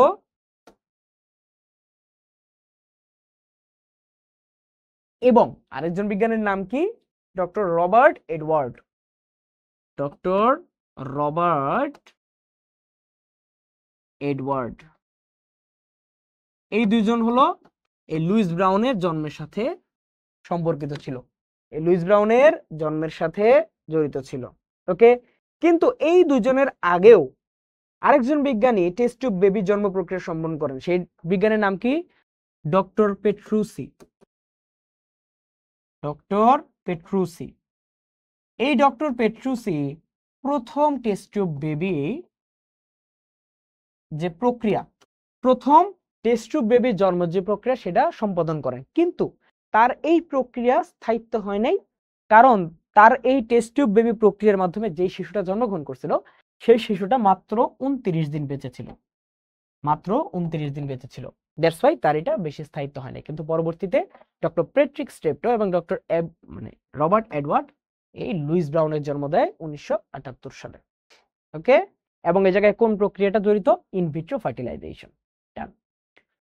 গর্ভধারণের ফলে প্রথম কয়েক মাস মেয়েদের শরীরে কোন অস্বাস্থ্যকর লক্ষণ দেখা যায়? একদম খুবই কমন। বাংলা সিনেমা দেখছো না ছোটবেলায়? বাংলা সিনেমায় কি এই যে হঠাৎ করে যখন দেখতে যায় একটা মেয়ে এরকম মুখে হাত দিয়ে দৌড় দিয়ে বেসিনে যায় বমি করে আসলো, তারপরে সবাই বুঝতে পারে যে হ্যাঁ বাচ্চা হয়েছে, বাচ্চা হবে আর কি। তো উত্তর কি? বমি হওয়া। কি? বমি হওয়া। ডান। এটা বাংলা সিনেমা দেখে আমরা পারলাম। তারপরে জীবদেহের আকারে যে মানে জীবদেহের আকার যে অপরিবর্তনীয় নয়, এটি সর্বপ্রথম কে প্রমাণ করেন? জীবদেহের আকার অপরিবর্তনীয় এটা সর্বপ্রথম আবিষ্কার করেন ভাই আমাদের জেনোফেন। কে প্রমাণ করেন? জেনোফেন। কে প্রমাণ করেন? জেনোফেন। ডান। এরপরে টেস্টোস্টেরন হরমোনের প্রভাবে ছেলেদের কোন জিনিসটা হয়? তোমার বাচ্চাকালে তোমার গলার স্বর যেমন ছিল, আস্তে আস্তে বড় হইতে হইতে সেটা ভারী হয়েছে না? তো গলার স্বর ভারী হওয়া। কোমরের হাড় মোটা হয়। ভাই তোমার টেস্টোস্টেরনের সাথে কোমরের হাড়ের কোনো সম্পর্ক আছে? নাই। সো গলার স্বর ভারী হয়, কোমরের হাড় এটা বাদ, মুখে দাঁড়িয়েও গোপ হয়। তো উত্তর 1 আর 3। ডান। এরপরে লিমুলাস কি? লিমুলাস হলো একটা জীবন্ত জীবাশ্ম এবং সন্ধিপদ প্রাণী। জীবন্ত জীবাশ্ম এবং সন্ধিপদ প্রাণী, বিলুপ্ত প্রাণীর ব্যাপারে কোনো কথা নেই। সো উত্তর কি? 2 আর 3। ডান। এরপরে মানুষের দেহে নিষ্ক্রিয় অঙ্গ কোনটা? ভাই মানুষের দেহে কি অগ্নাশয় নিষ্ক্রিয়? না, অগ্নাশয় এখনো কাজ করতেছে, এবং অগ্নাশয় কাজ না করলে তোমার যে ভিতরে যে পরিপাক, এই পরিপাকটাই ঠিক মতো হবে না। তুমি যে খাবার দাবার করবা এটার পরিপাক হবে না অগ্নাশয় কাজ না করলে। তো অগ্নাশয় নিষ্ক্রিয় অঙ্গ না। সিকাম এবং অ্যাপেন্ডিক্স এই দুটা নিষ্ক্রিয় অঙ্গ আমরা বলতে পারি, যদিও সিকাম এখনো কাজ করতেছে, অ্যাপেন্ডিক্স এর নিষ্ক্রিয় অঙ্গ। তারপরে অনুকূল পরিবেশে জীব অত্যধিক হারে বংশবিস্তার করে। খুবই সঠিক। যখনই একটু সুযোগ পায় তখনই বংশবিস্তার। তারপরে অধিক সংখ্যায় বেঁচে থাকে। সঠিক। ধীরে ধীরে অবলুপ্ত হয়। ভাই প্রতিকূল অবস্থায় ধীরে ধীরে অবলুপ্ত হয়। একটা প্রাণী প্রতিকূল অবস্থায় ধীরে ধীরে অবলুপ্ত হয়, আর অনুকূল অবস্থায় ধীরে ধীরে অত্যধিক হারে বংশবিস্তার করে। ওকে, ডান। এরপরে ভ্রূণ কি? ভ্রূণ ডিমের ভেতরে অবস্থিত শিশু, গর্ভের মধ্যে অবস্থিত শিশু, বীজের মধ্যে অবস্থিত শিশু। দেখো আমরা ভ্রূণ কি শুধু মানুষের ক্ষেত্রেই বলবো? ভ্রূণ কি শুধু মানুষের ক্ষেত্রেই বলবো? না, আমরা শুধুমাত্র মানুষের ক্ষেত্রে তো ভ্রূণ জিনিসটা বলতে পারবো না, আমাদেরকে সব কিছু কল্পনা করেই বলতে হবে। যেমন ডিমের মধ্যে কি, ডিমের মধ্যে বলতে আসলে কি বোঝায়? ডিমের মধ্যে বলতে বোঝাচ্ছে যে ভাই সরীসৃপ, যারা সরীসৃপ বা পাখি, সরীসৃপ বা পাখি, সরীসৃপ বা পাখি ডিম পারে না, ডিম পারে না মানে ডিম পারে যারা, তাদের ডিমের ভেতরে কি শিশু থাকে না? মানুষ বা স্তন্যপায়ী যারা আছে, যারা গর্ভধারণ করে শিশু, তাদের গর্ভের মধ্যে শিশু থাকে, ওটা কি ভ্রূণ না? আর উদ্ভিদের ক্ষেত্রে কি বীজের মধ্যে শিশু থাকে না? উদ্ভিদের ক্ষেত্রে কি বীজের মধ্যে শিশু থাকে না? সো সরীসৃপ বা পাখি বা যারা ডিম পারে তাদের ক্ষেত্রে ডিমের ভিতরে যে শিশু সেটাও ভ্রূণ। মানুষ বা যারা স্তন্যপায়ী, যারা হলো গর্ভে ধারণ করে, তাদের গর্ভের মধ্যে শিশু আছে, এটাও ভ্রূণ। আর উদ্ভিদের বীজের মধ্যে শিশু, সেটাও ভ্রূণ। সো তিনটাই হলো ভ্রূণের উদাহরণ। ওকে, তারপরে সমসংস্থ অঙ্গ কোনটা? সমসংস্থ মানে কি? যে ভাই আমার গঠন একই হবে। সো গঠন কি? বাদুড়ের ডানা, মানুষের হাত, বিড়ালের পা। আমাদের 1 আর 2 হলো সমসংস্থ, বিড়ালের পা ওই দুইটার সাথে সমসংস্থ না। সো আমাদের এত লম্বা একটা 100 কোশ্চেনের সলভিং ক্লাস শেষ হলো। আশা করি তোমরা পড়াগুলো বুঝতে পেরেছো এবং অবশ্যই আমাদের সাথে পরবর্তী ক্লাসগুলোতেও থাকবা, কারণ আমরা তোমাদের জন্য এই অপরচুনিটিটা নিয়ে আসছি শুধুমাত্র তোমাদের জন্য, এবং তোমরা যাতে তোমাদের বার্ষিক পরীক্ষায় তোমাদের সেরা ফলাফল দিতে পারো, এইটাই আমাদের লক্ষ্য। সো তোমাদের বার্ষিক পরীক্ষা ভালো হোক, বার্ষিক পরীক্ষার জন্য শুভকামনা, এবং অবশ্যই এই 100টা এমসিকিউ থেকে যদি কমন আসে আমাদেরকে কিন্তু জানাতে ভুলবে না। সো আজকে ক্লাস এই পর্যন্তই। নিজে নিজে পড়বা, বই ভালোভাবে পড়বা, আমাদের সাথে থাকবা এবং বার্ষিক পরীক্ষায় ভালো করবা। ওকে, তো আসসালামু আলাইকুম। আজকের আমাদের ক্লাস এই পর্যন্তই, দেখা হবে আবার খুব খুব দ্রুতই।